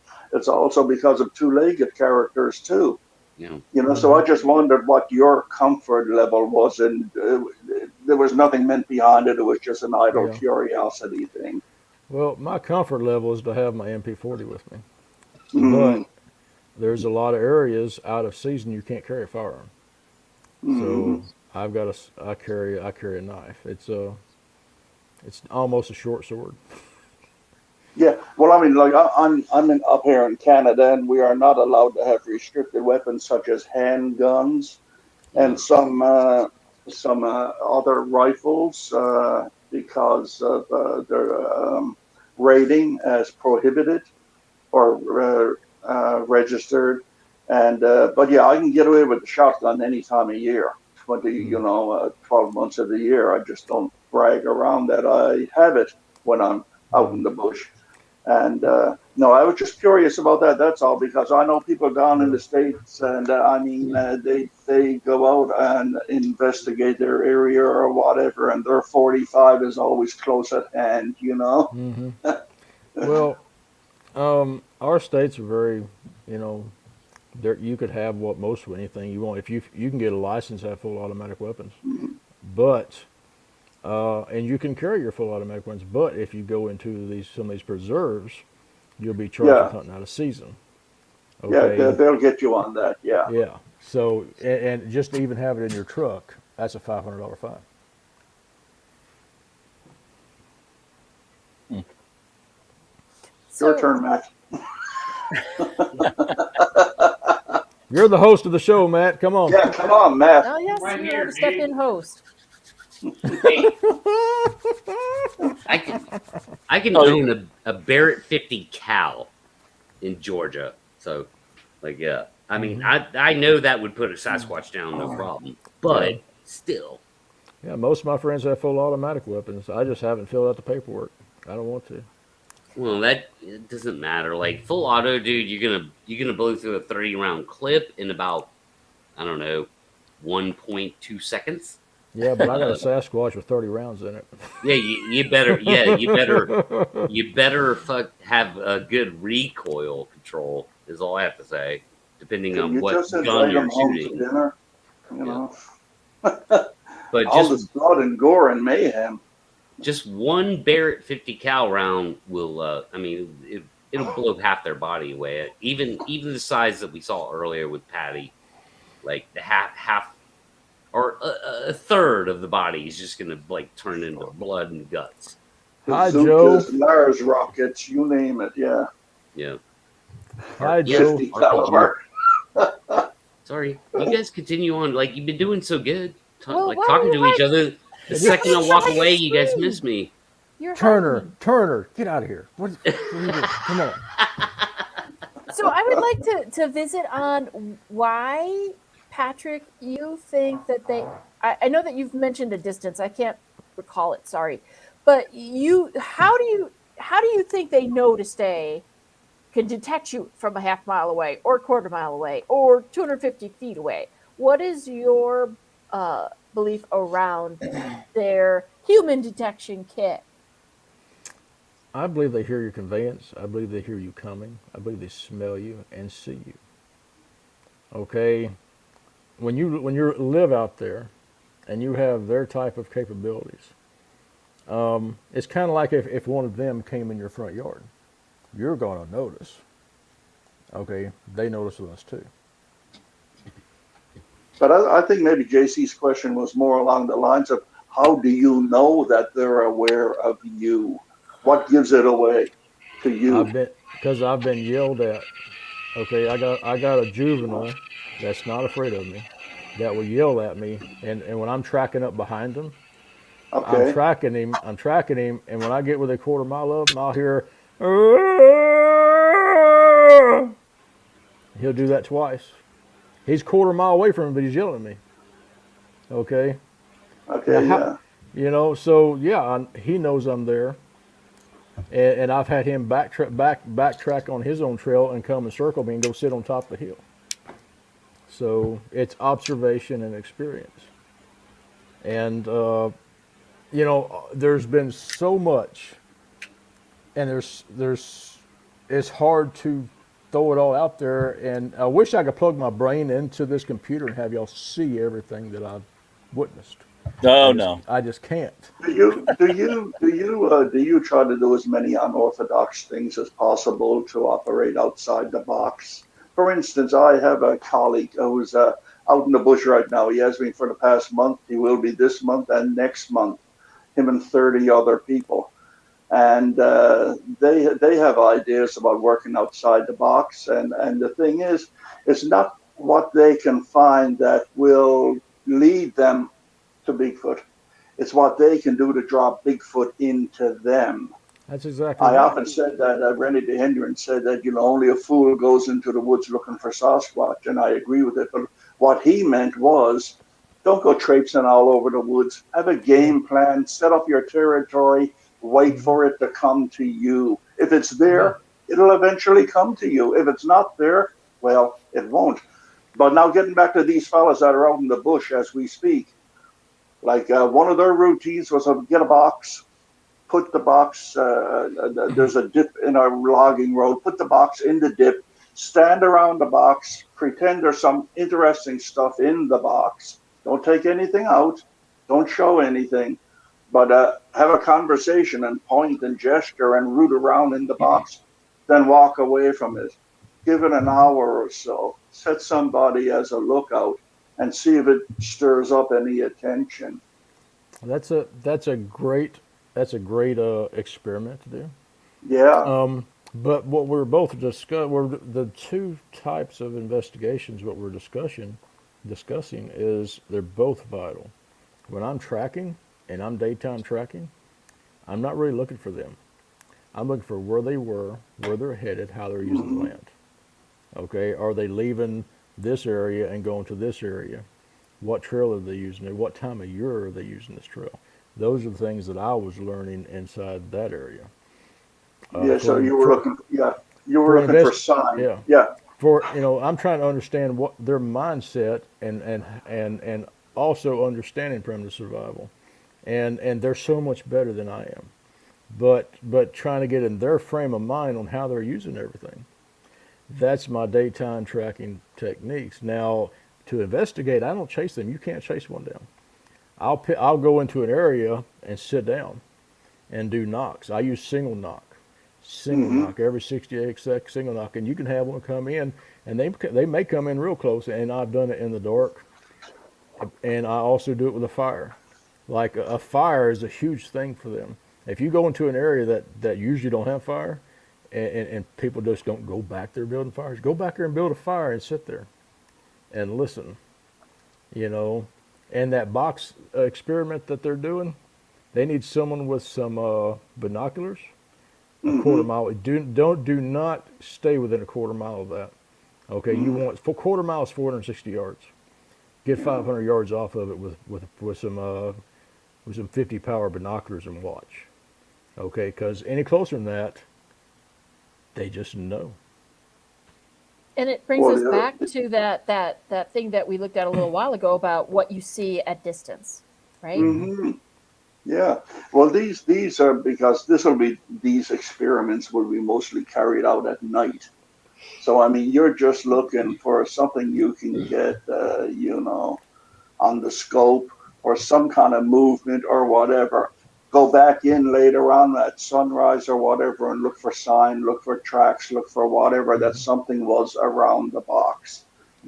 I mean, that's just one of dozens of Yeah. things that you can do, along the same lines. Well, I've done that. I didn't use a box. I used a radio and I dug a hole in the ground and I hit a radio down in the ground in a Mm-hmm. hole and I scraped the ground back for 10 feet radius, 20 feet diameter, and loosened the soil up to where whatever come into to look at that left its tracks. Now, people say, well, just because you can track a Bigfoot doesn't mean it exists. I can track a deer. I can show you a deer track and it's real. I can Mm-hmm. track a turkey. I can take a picture of a turkey track. Turkey track. Now I do this experiment. I got a 14-inch five-toe to heel track out there. What is it? Oh, it's nothing. It's nothing. It's nothing. But for me, I don't care how dismissive anybody is. For me, from my own research, my own perspective, just like Matt's doing, he's building his own foundation and what he's doing his work. This is in my foundation. I've got Sasquatch tracks around this radio, and I can't prove it's Sasquatch. But who's going to be out there with a 14-inch, 15-inch track with 5 toes and heel in the dead of night? Because I left there at dark and got back there at daybreak. So, Not me. Can I bounce this off you guys? A couple of years ago, I was ATVing up in the back country, and I came across this guy who was looking for stones or whatever. It turned out he was a hereditary chief of a band up north, and he was down in this area of town, living here for a year or so. And we got onto the subject of Sasquatch. It was me, Barry Blunt, and I think Thomas Steenberg. Thomas was with us, yeah.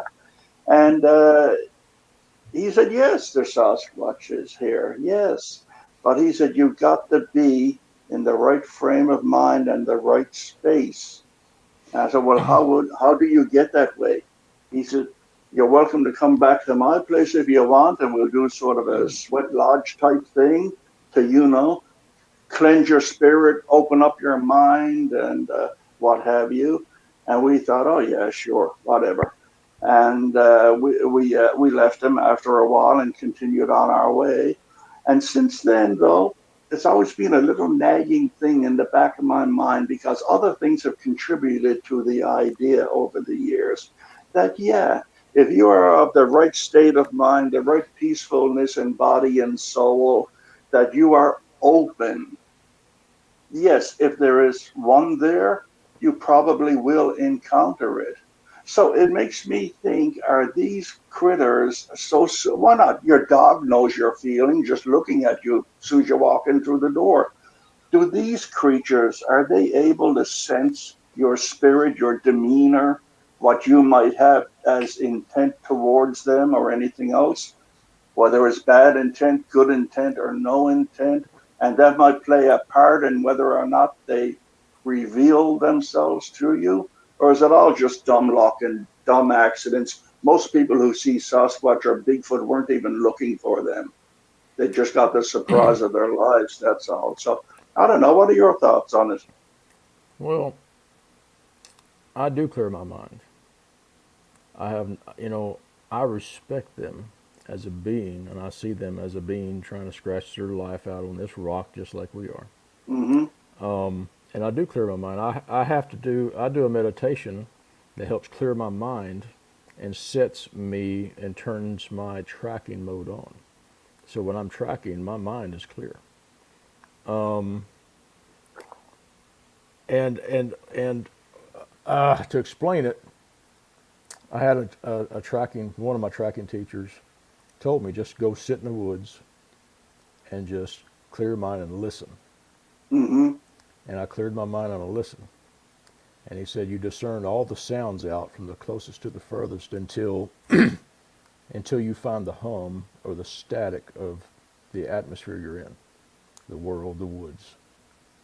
And that's what you focus on. Anything between that static, as far as out as your senses can reach to you, you will perceive. And I'm doing that while I'm tracking. And it keeps my mind sharp, it keeps me focused, and it also opens up and gets rid of my perceptual blindness.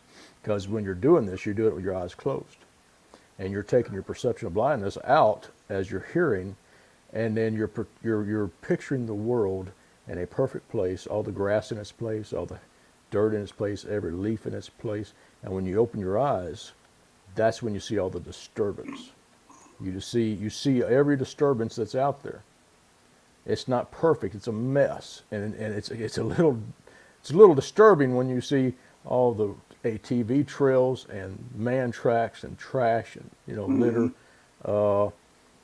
cigarette butts and deers trying to cross that trail, and just all the disturbances in the woods that aren't perfect. You pick up on that, and it keeps your mind in a peaceful place. But you also have that situational awareness that you're stretching your senses all the way out to the static of the atmosphere that you're in. Yeah, Okay, you 100% got what I mean. Yeah, yeah. and that's why I've been out with a channel tracking, and I'm telling them 120 yards out, it's angling into us. I feel it out there. I don't just hear it, but I feel it out there. And oh yeah, I got some city guy out there that don't know jack shit, ain't never done this. Yeah, okay, whatever. And finally it gets to 60 yards, and one of them starts picking up on it. She's like, "Hey, something's really there.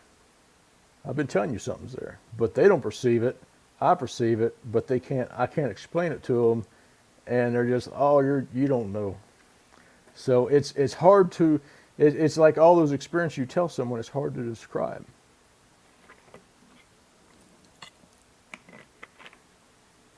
Yeah. What do you think, JC?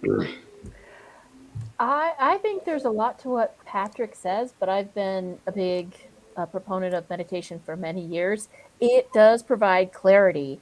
Um, I don't want to go too deep into that because I've done a lot of work and study on that, but I will say that there's real value to finding a practice that works for you to get you, if not perfectly in balance, to at least get you enough grounded enough that your thoughts aren't spiraling out and pulling you all in all kinds of weird directions, right? Mm-hmm. And so there's lots of techniques around that, and it sounds like Patrick's developed a really good one. I would like to speak to this gentleman that you were working with, or doing this trip with.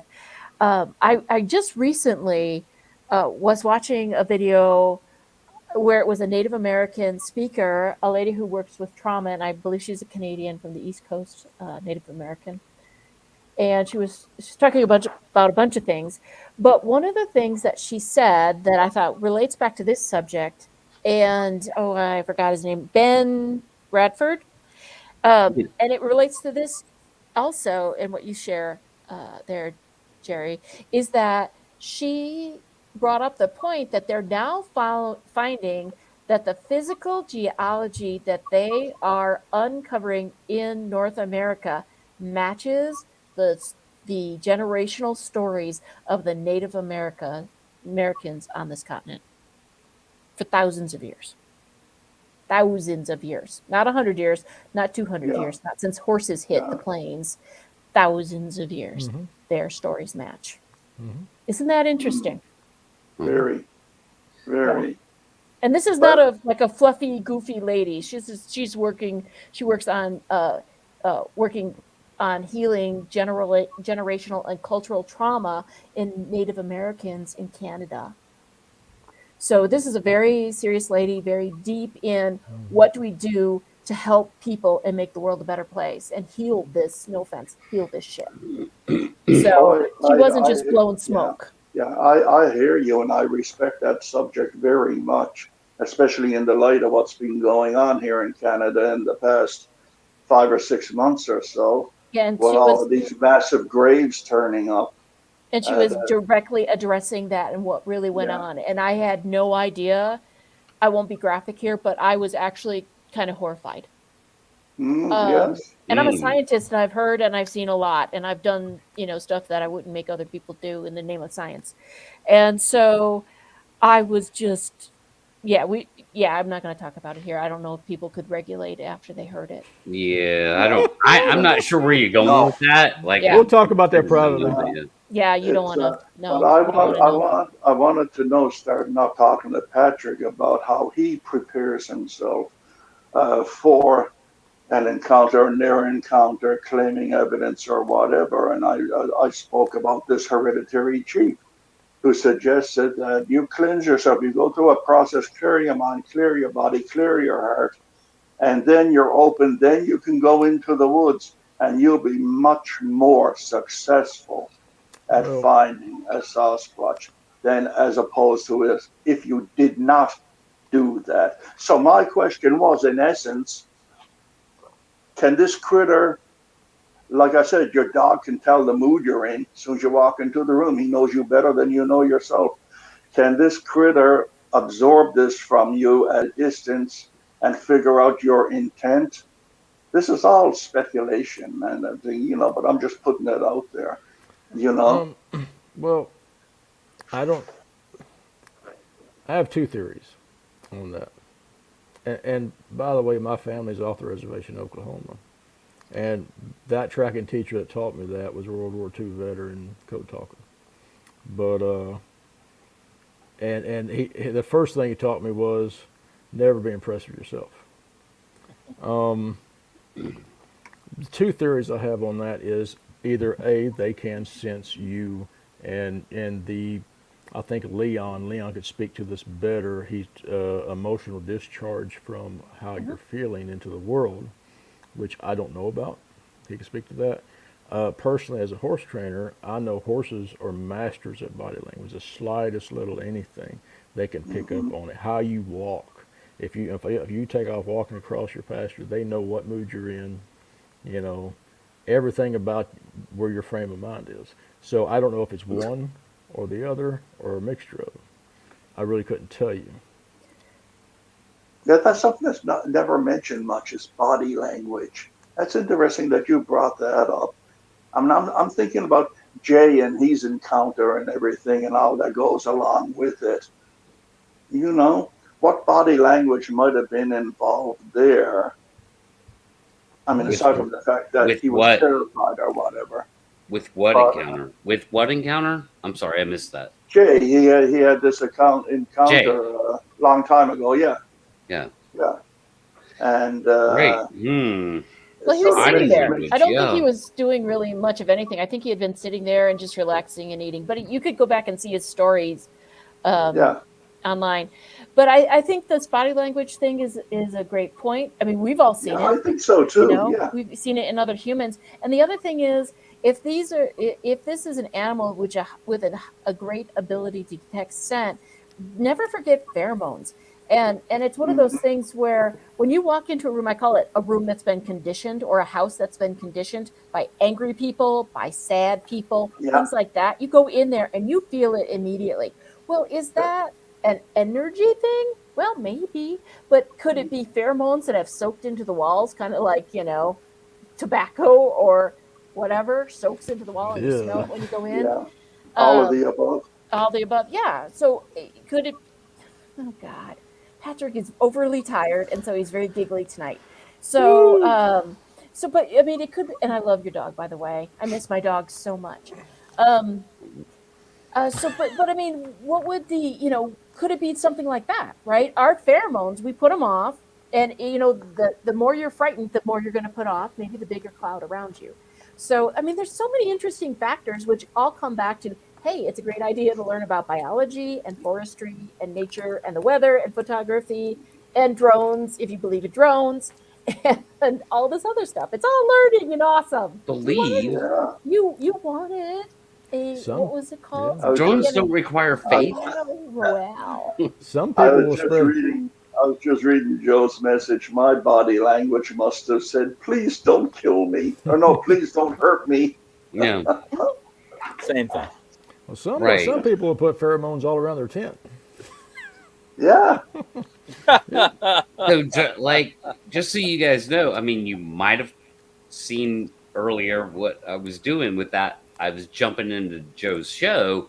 Joe was in the Leon hot seat tonight, and oh, in so there. yeah, I would be curious to know, like, Leon. I know you're watching. I think you're Bring him watching. on.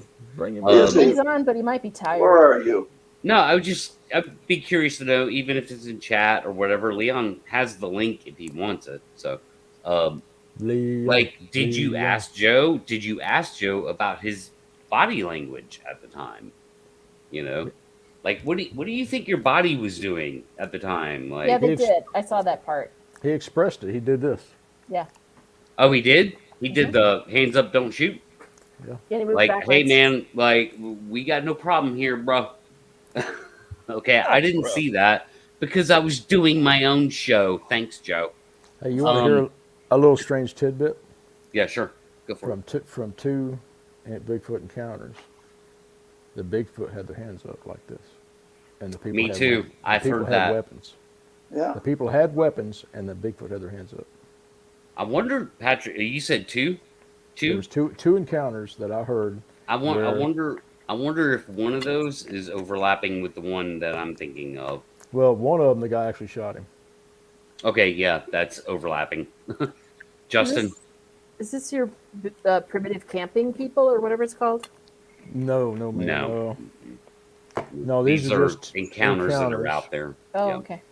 And I actually want. I mean, Yeah, someone Justin. someone posed that question on our main page, and there was Just 300 people stepped forward and said, "Yes, I've seen it," but they're not allowed to talk about it. It's all private, condensed. You can't right. talk about it. And I can't believe someone posted that on the page because everybody knows we can't talk about that. But like there's 300 people posting, yeah, you know, and that's, you know, and that's from, I got people in Jerry's area, I got people in Matt's area, I got people in Pat's area, I got people in your area. You know, we got people all across the United You got- States. You got people in my area watching me? What? Not watching you. Primitive What? guys. They The could have primitive Black stuff. helicopters are coming. They Um, could. but yeah, no, you are And the talking. drones. Yeah, you're talking We- about we- Justin's Justin Smeha's encounter. We Yep. we own land in Kentucky and just bought some land in Montana. But I'm curious, Patrick. So beside the Justin encounter, no, this ain't the Justin encounter. This is another encounter. A guy Like- shot him. so Lived. you're not even talking about Justin I'm not Smeha's talking about encounter. Justin. I'm not Oh talking about wow, Justin's okay, encounter. This guy was in Oklahoma wow, at, I didn't know that. at his little cabin, and he had a Bigfoot stalking his cabin in the daytime. And so he put his 22 rifle on him, and the thing did this.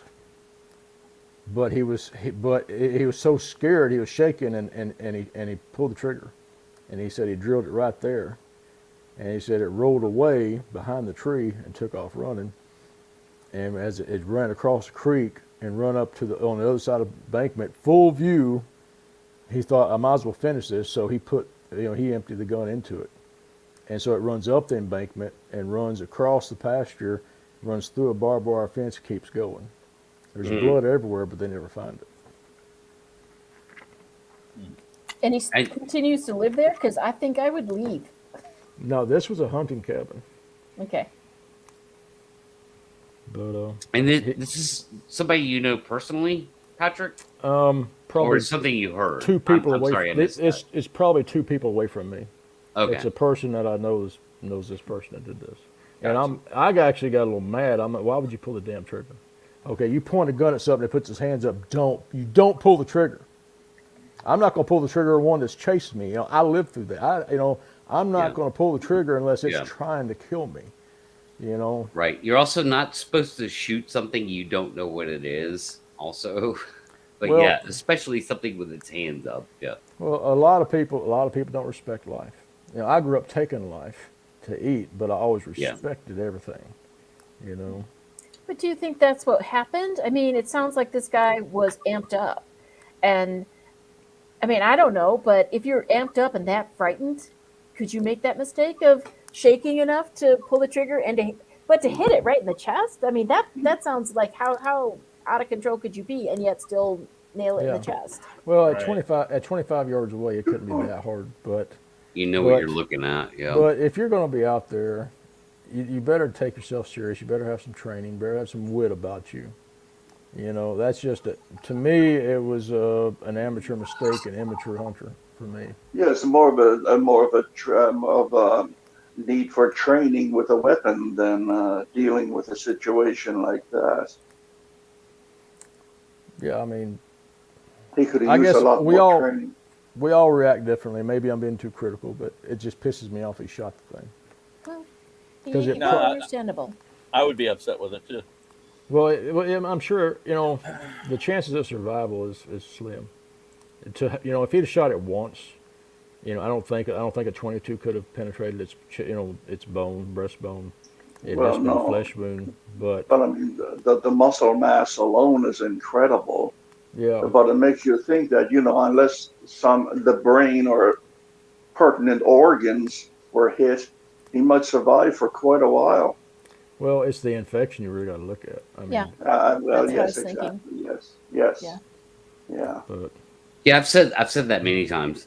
If you shoot a Bigfoot, they will die eventually, but Eventually. but not before they can throw to you 20 feet through the air and snap your neck up against a pine tree. Hey, You know, I made But I it made makes the I made the decision to kill one time.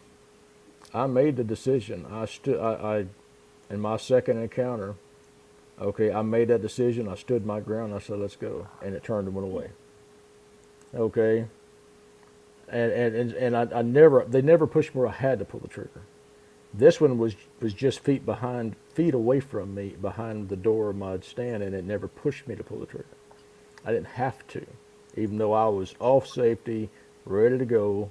It didn't, it's almost, it got to that point and then stopped. So, But it makes me wonder in this guy's case, if you substitute Sasquatch for a grizzly, if you opened the door to your trailer and there was a grizzly sitting out there looking at you, and all you had was a 22 rifle, would you want to poke the beast by blasting him in the chest with a 22? no, I And I shoot him in the mean, if you nose. emptied your magazine into him, odds are you're going to come off on the bad end. Yeah, yeah, yeah. yeah. But I can't put I myself mean, in his shoes. I struggle with that too because a lot of people like their anecdotal encounters. They say there's not a gun big enough, and I've always thought that's not true, dude. Like No. I could shoot an elephant with certain guns and drop it, Yep. but so Shot placement. so yeah, we're talking about a primate, even though it's big. Yeah, Barrett 50 cal will do the job. But who the hell's carrying around Barretts in the wood? Exactly. Like nobody. So Well, yeah, a 12 gauge will do it. Slug, you Put think a slug. 12 gauge Yeah, slug? put a slug in the right yeah. place. Yeah. What Yeah. about the But what's the I'd never want special to. what's the special slug? Like It's the a segment of hollow point. no. What's I know what you're talking about, but what's the They also have a dragon's charger. breath? They Dragon's also breath. they also have a charger that has a 22 charger and a hollow point on a slug where it hit it blows up. But But do you know what I'm talking about, Patrick? The I know what dragon's you're talking about. breath. I know what you're talking about, but all Yeah, it I do is heard of just it. singe its hair and then it's going to kill you. Yes. Then you die. Yeah. Yeah. Hey Okay. guys, I'm gonna have to bug out. All right, Matt. Thanks for being here, bro. Hey, no problem. Take I gotta care, charge Matt. I gotta charge some batteries. I'm going out in Yeah. the morning. So Well, we're gonna go Hey. kill a Bigfoot. If you get wet, send me video. I want to see. Yeah, don't. Hey, be careful, dude. Don't flip over. Send No. video any way we care. We want to see it. Yeah. Yeah. if I get anything good, it's not Squash area. I don't think it's more along Tampa Bay area, fringe area. I'm not expecting anything. It's more of a That's where you should rehearsal. expect something. It's more of a rehearsal and going out with someone who kayaks all the time and just really get some time in. So, All right. anyways, Just thanks. don't die, dude. Don't die. Nah. I got a Don't couple die. of years. All right. Thank Practice your Right. Eskimo roll. See you, brother. Yeah, that was a good choice that he made using a kayak in his country. Yeah, in Florida. I spent years with myself and my wife ocean kayaking, and it's all you need is about 3 inches of water clearance, and you can push your way through anything. Yeah. You're too tired. You should not be I'm participating. exhausted. He's I'm looking just at remember a that. rule that I was told about Yeah. that. Yeah. And I actually checked it with one of my girlfriends from work, and she's like, yeah, all women know it. It's international knowing for all women. International. Doesn't That's matter it. what culture. Measurements of any kind are not allowed on this channel again. Well, you got to do this. Yeah. You gotta do that. This is acceptable. Woo. Oh my god. But Yeah, yeah. it doesn't matter if it's that. Yeah. Wow. Maybe. I don't know. Speechless. Like, dude, I've heard of and Patrick, tell me if you've heard the same thing. I've heard of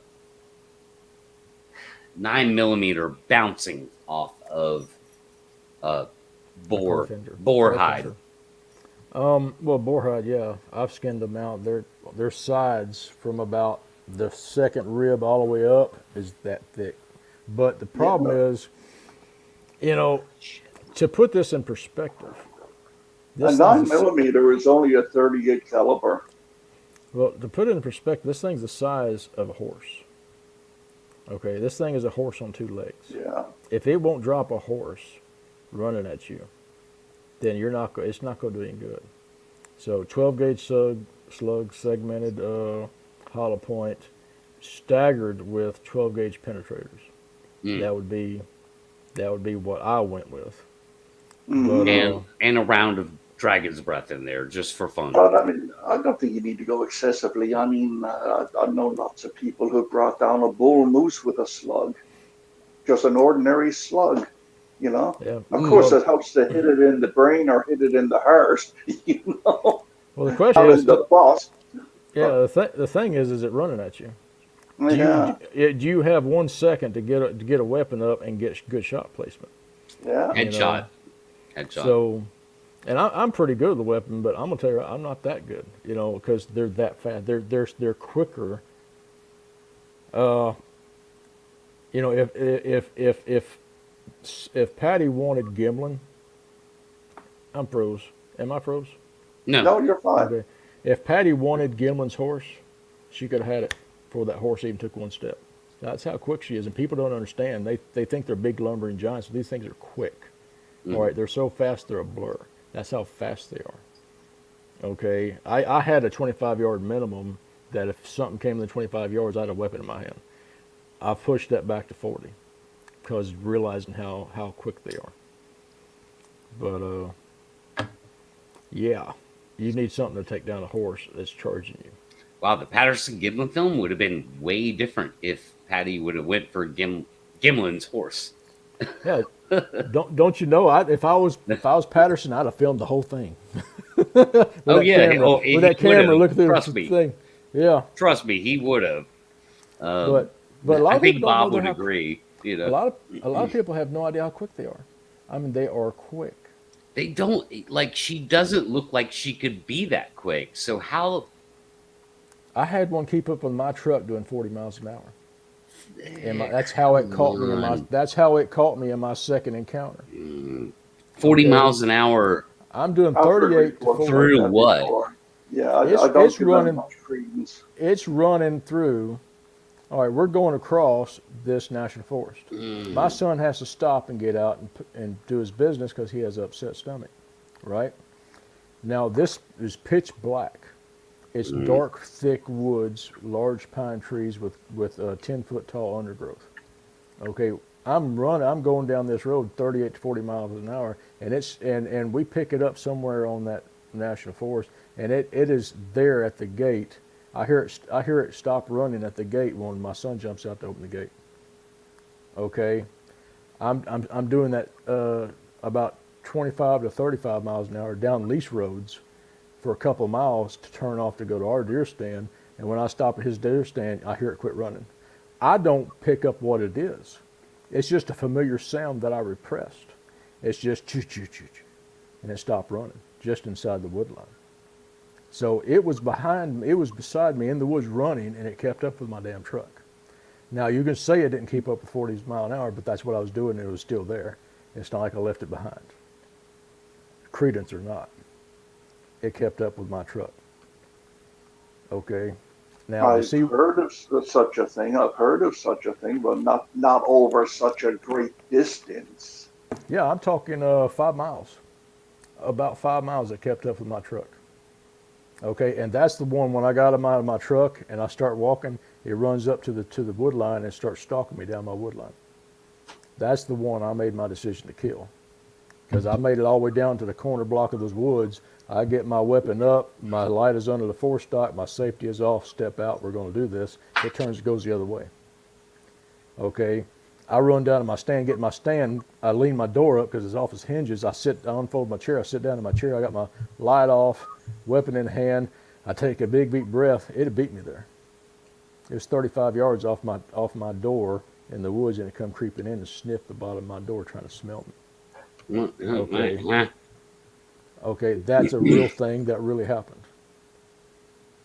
Wow, you know that's your reality, dude. I can't say you're exaggerating or anything. I wasn't there, you know. Yeah. Yeah. Well, So, it's well, it's I, it's a personal point. It's a personal data point that goes into my research and how I research them, and has proven out accurate in my research, regardless of whatever else comes of it. yeah, 40 miles an hour, dude. That's really pushing it. In the dark, They pitch have, dark. yeah, and God only knows what that's about. But so here's the thing about how fast they can run their stride. I mean, if they're 8 feet tall, they have a long stride. They should be strong. Also, like strong, kind of fit things, right? 8 feet tall, long legs. They should be able to run at about 30 miles an hour. So 40's a little bit more. But it's Well, not just mechanics either, guys. It's body chemistry because you have to fuel that muscle movement to move that weight. Patrick, how far of a distance was it between these stops? How many minutes? How many miles? Can you estimate? Because I'm trying to think in terms of about a, horses and cheetahs about and animals we know that can go fast. we stopped. It was 3 miles across the national forest. We stopped several times within the first mile. Okay. And probably every quarter mile we stopped for the first mile, mile and a half. After that, it was 40 miles an hour all the way to the lease gate, and it was there. I heard it running in the dark. So it wasn't just burst; it was also distance. It Because was burst and burst. distance are a different thing, guys. Yeah, it was burst, which I don't think we picked up on the first one. It could have been on the third time we had to stop and let him out and do his business on the side of the road. Of course, you got to understand it's pitch black. It's a sandy gravel road out in the middle of nowhere. Okay, and so it could have been the second or third time we stopped. I don't know, but I know we picked it up going across there because it came off that national forest and crossed onto our lease and was in our lease woods, just inside the wood line in the pitch black when we opened that gate. And I know I was doing 40 miles an hour for the last 2 miles, at least 2 miles across that national forest. I was doing 38 to 40 mile an hour in a white F-250. F-250, it mm, handles the bumps fine. mm, We're moving. On gravel. Yeah, That's and kind of a dude thing. I'm just saying. That So so was fast this on gravel was in the this dark. thing following you on gravel, or was it off road altogether? it was in the woods, just inside the wood line. ugh, So That navigating through brush. that's ugh. that's why I talk about their eyesight. All right, I've seen their eyes reflect different wavelengths of light. Their eyes do not have self-illuminating crap in them. They're reflecting waves of light that you don't see. Okay, and it's it's it's Yeah, I it's believe that's it possible. Yeah. it could be this could be theoretical mathematical equations, but it all matches up. How can one do 38 to 40 mile an hour through the brush, in the dark, through the woods, in the I don't wood know how line? they can run that fast, dude. That's, I mean, Okay, especially through brush. I mean, forget their eyesight. But Jesus when they'd Christ, have a dude. big 40 stride, miles an hour. but how do Ugh. you'd have a big stride because of the height and the leg length. But how could you assure your footing, right? Um, there's a lot of variables here. It's very interesting. I mean, I go kind of to the chemistry of it, the body chemistry of it, Yeah, and to be me able to too. make that much juice, the ability of your mitochondria to affect ATP production. It's the government would want that just as a basic if they ever found one, because if you could do that, you would have like super soldiers. well, Well, this is I mean, there's been many reports that Sasquatch go where they want to go, when they want to go, as fast as they want to go, or slow as they want to go.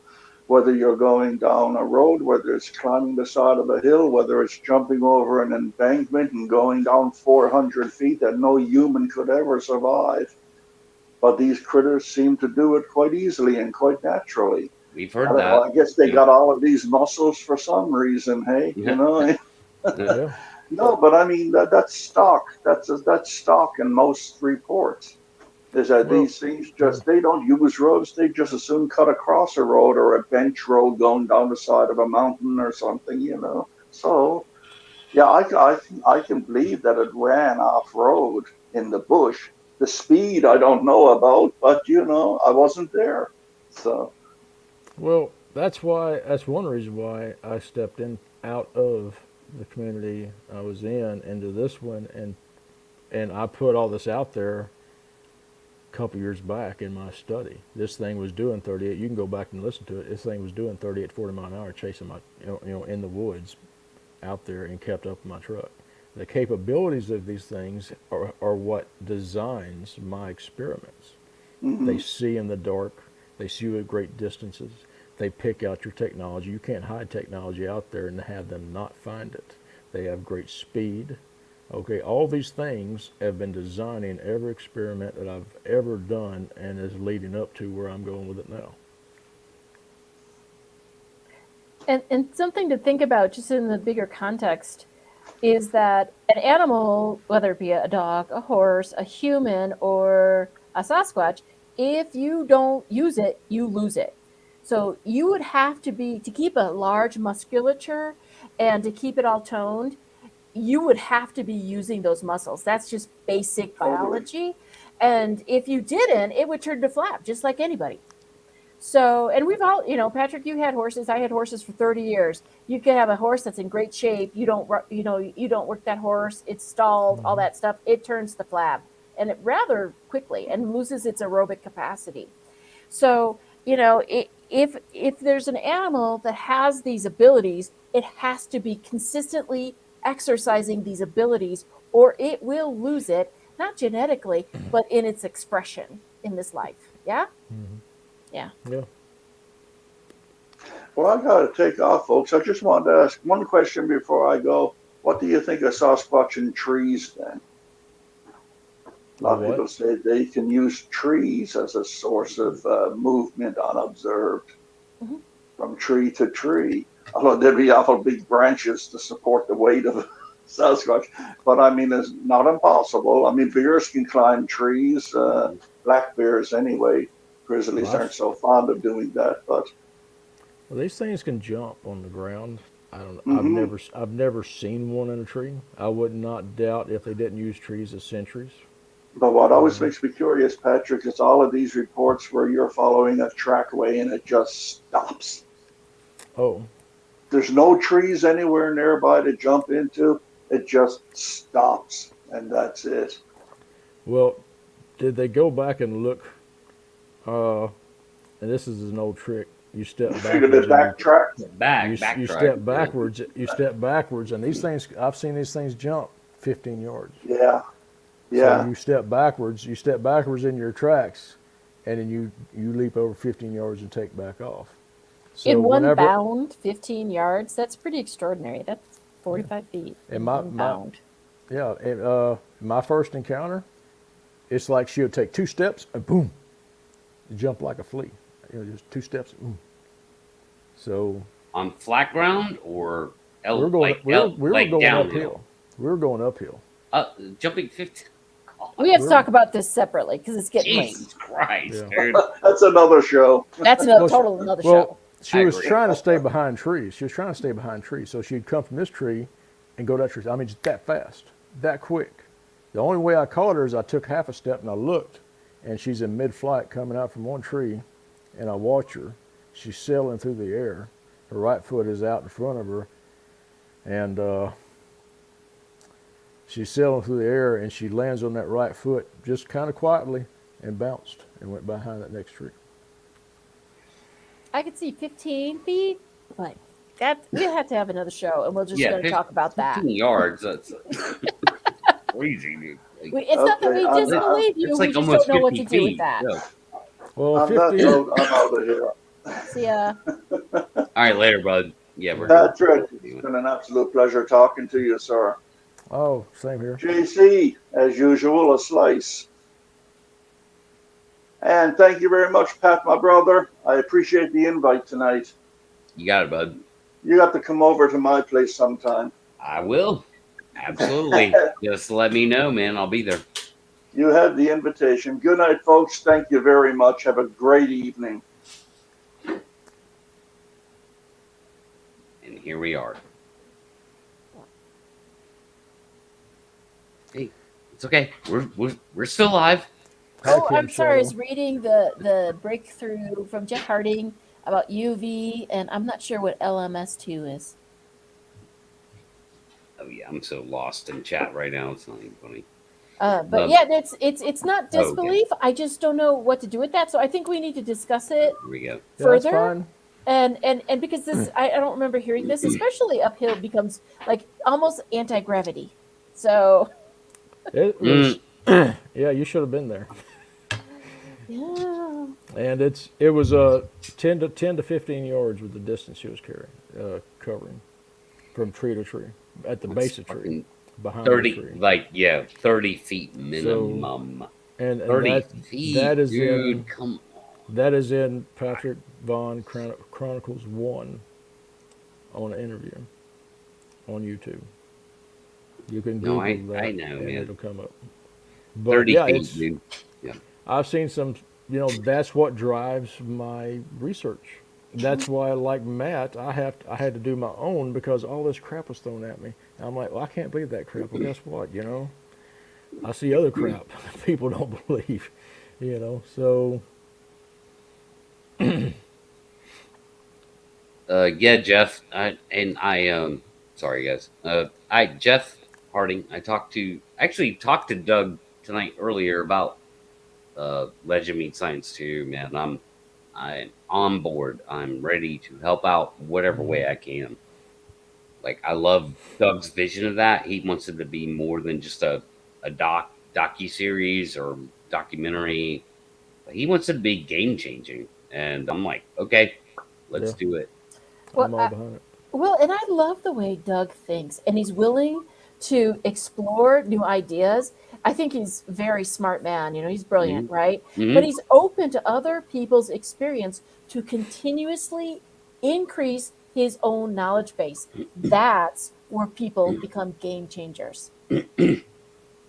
I agree, and he's one of the right kind of people to have involved in this phenomena. Hmm. And he's involved with it because he's experienced it. That's his involvement, right? It just happens to be like one of the right people. Like he basically created Monster Quest around the Sasquatch phenomena. You know, and yeah, he's a intelligent dude, man. He invented a polymer when he was a teenager. Invented a new polymer. Like, who does that? Somebody who experiments a heck of a lot because it just doesn't drop in your lap. Exactly. He Yeah, must have he did had his some work. kind of knowledge. Yeah, he All I did know his is work. that the second we went off air when he was on the show last time, him and Patrick started talking about thermoplastics and the damn machines. They both knew the machines, like, oh yeah, the AV12 hydroplastic machine. Yeah, well, I use that. Blah blah blah. Like and I'm like, never mind. I'm done. Later, guys. Like, Oh, well. yeah, Yeah, like but I'm sure it was brilliant. I think it it would be very was. interesting. It was too Um, brilliant. God yeah. damn it. Well, Well, you never know what you can yeah. glean off a conversation. He's an inventive person. I Hmm. mean, I'm like, he dude, is. I could play a Black Crow song. I ain't heard it yet. I've been asking for a damn year. Hey, Kim, Crossway, bring me the guitar.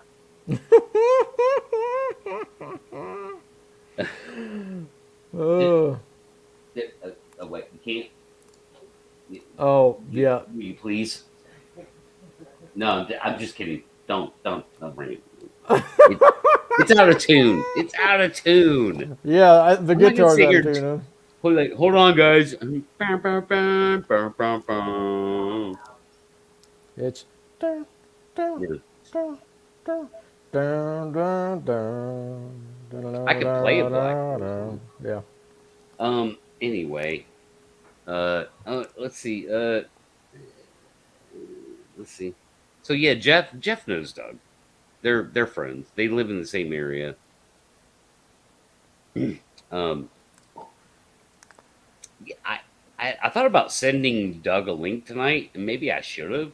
I don't know, but He's so Yeah. busy, I imagine. Yeah. sure. But he might have been in a position to like, screw it, I'll jump in. Like maybe. Well, guys, I Um, got to work tomorrow. all right, yeah, I'm gonna wrap it up. Yep. Okay. All right, so I'm just gonna pull you guys backstage. I'm gonna do my spiel, last minute spiel. You can hang around or not. I don't, Jeff. All right, we'll see you guys later. I'm gonna wrap it up. And thanks for being here, by the way. I appreciate it, and I appreciate every single one of you in chat tonight. Jeff, thanks for showing up, bud. Last minute, man. I hope you catch the rest of the show, and we can talk about what's going on with Legend Meets Science 2. We can talk about that. I'm ready to pitch in and help out with that big time. I really am. It's a project I believe in, and yeah, I did. I talked to Doug a little bit about it tonight, and let's make this happen. So, wow, good show tonight. Where are we at? We're 3 hours, right on the button, as they say in the UK.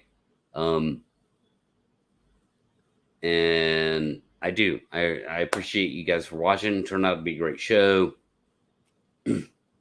All the right people came in, and it was fun. So, let's do the subathon. The subathon's coming. The March to 1,000. I really need to unlock this door, guys. I need everyone's help. I swear I'm not being a YouTube whore here. I'm talking about 1,000 subs. Like I'm trying to get to 1,000. I'm not talking about 100,000. I'm not talking about 35,000. Once I get to 1,000, I can start unlocking doors and do really cool stuff with the channel that I just can't do right now. It won't let me do it. So yeah.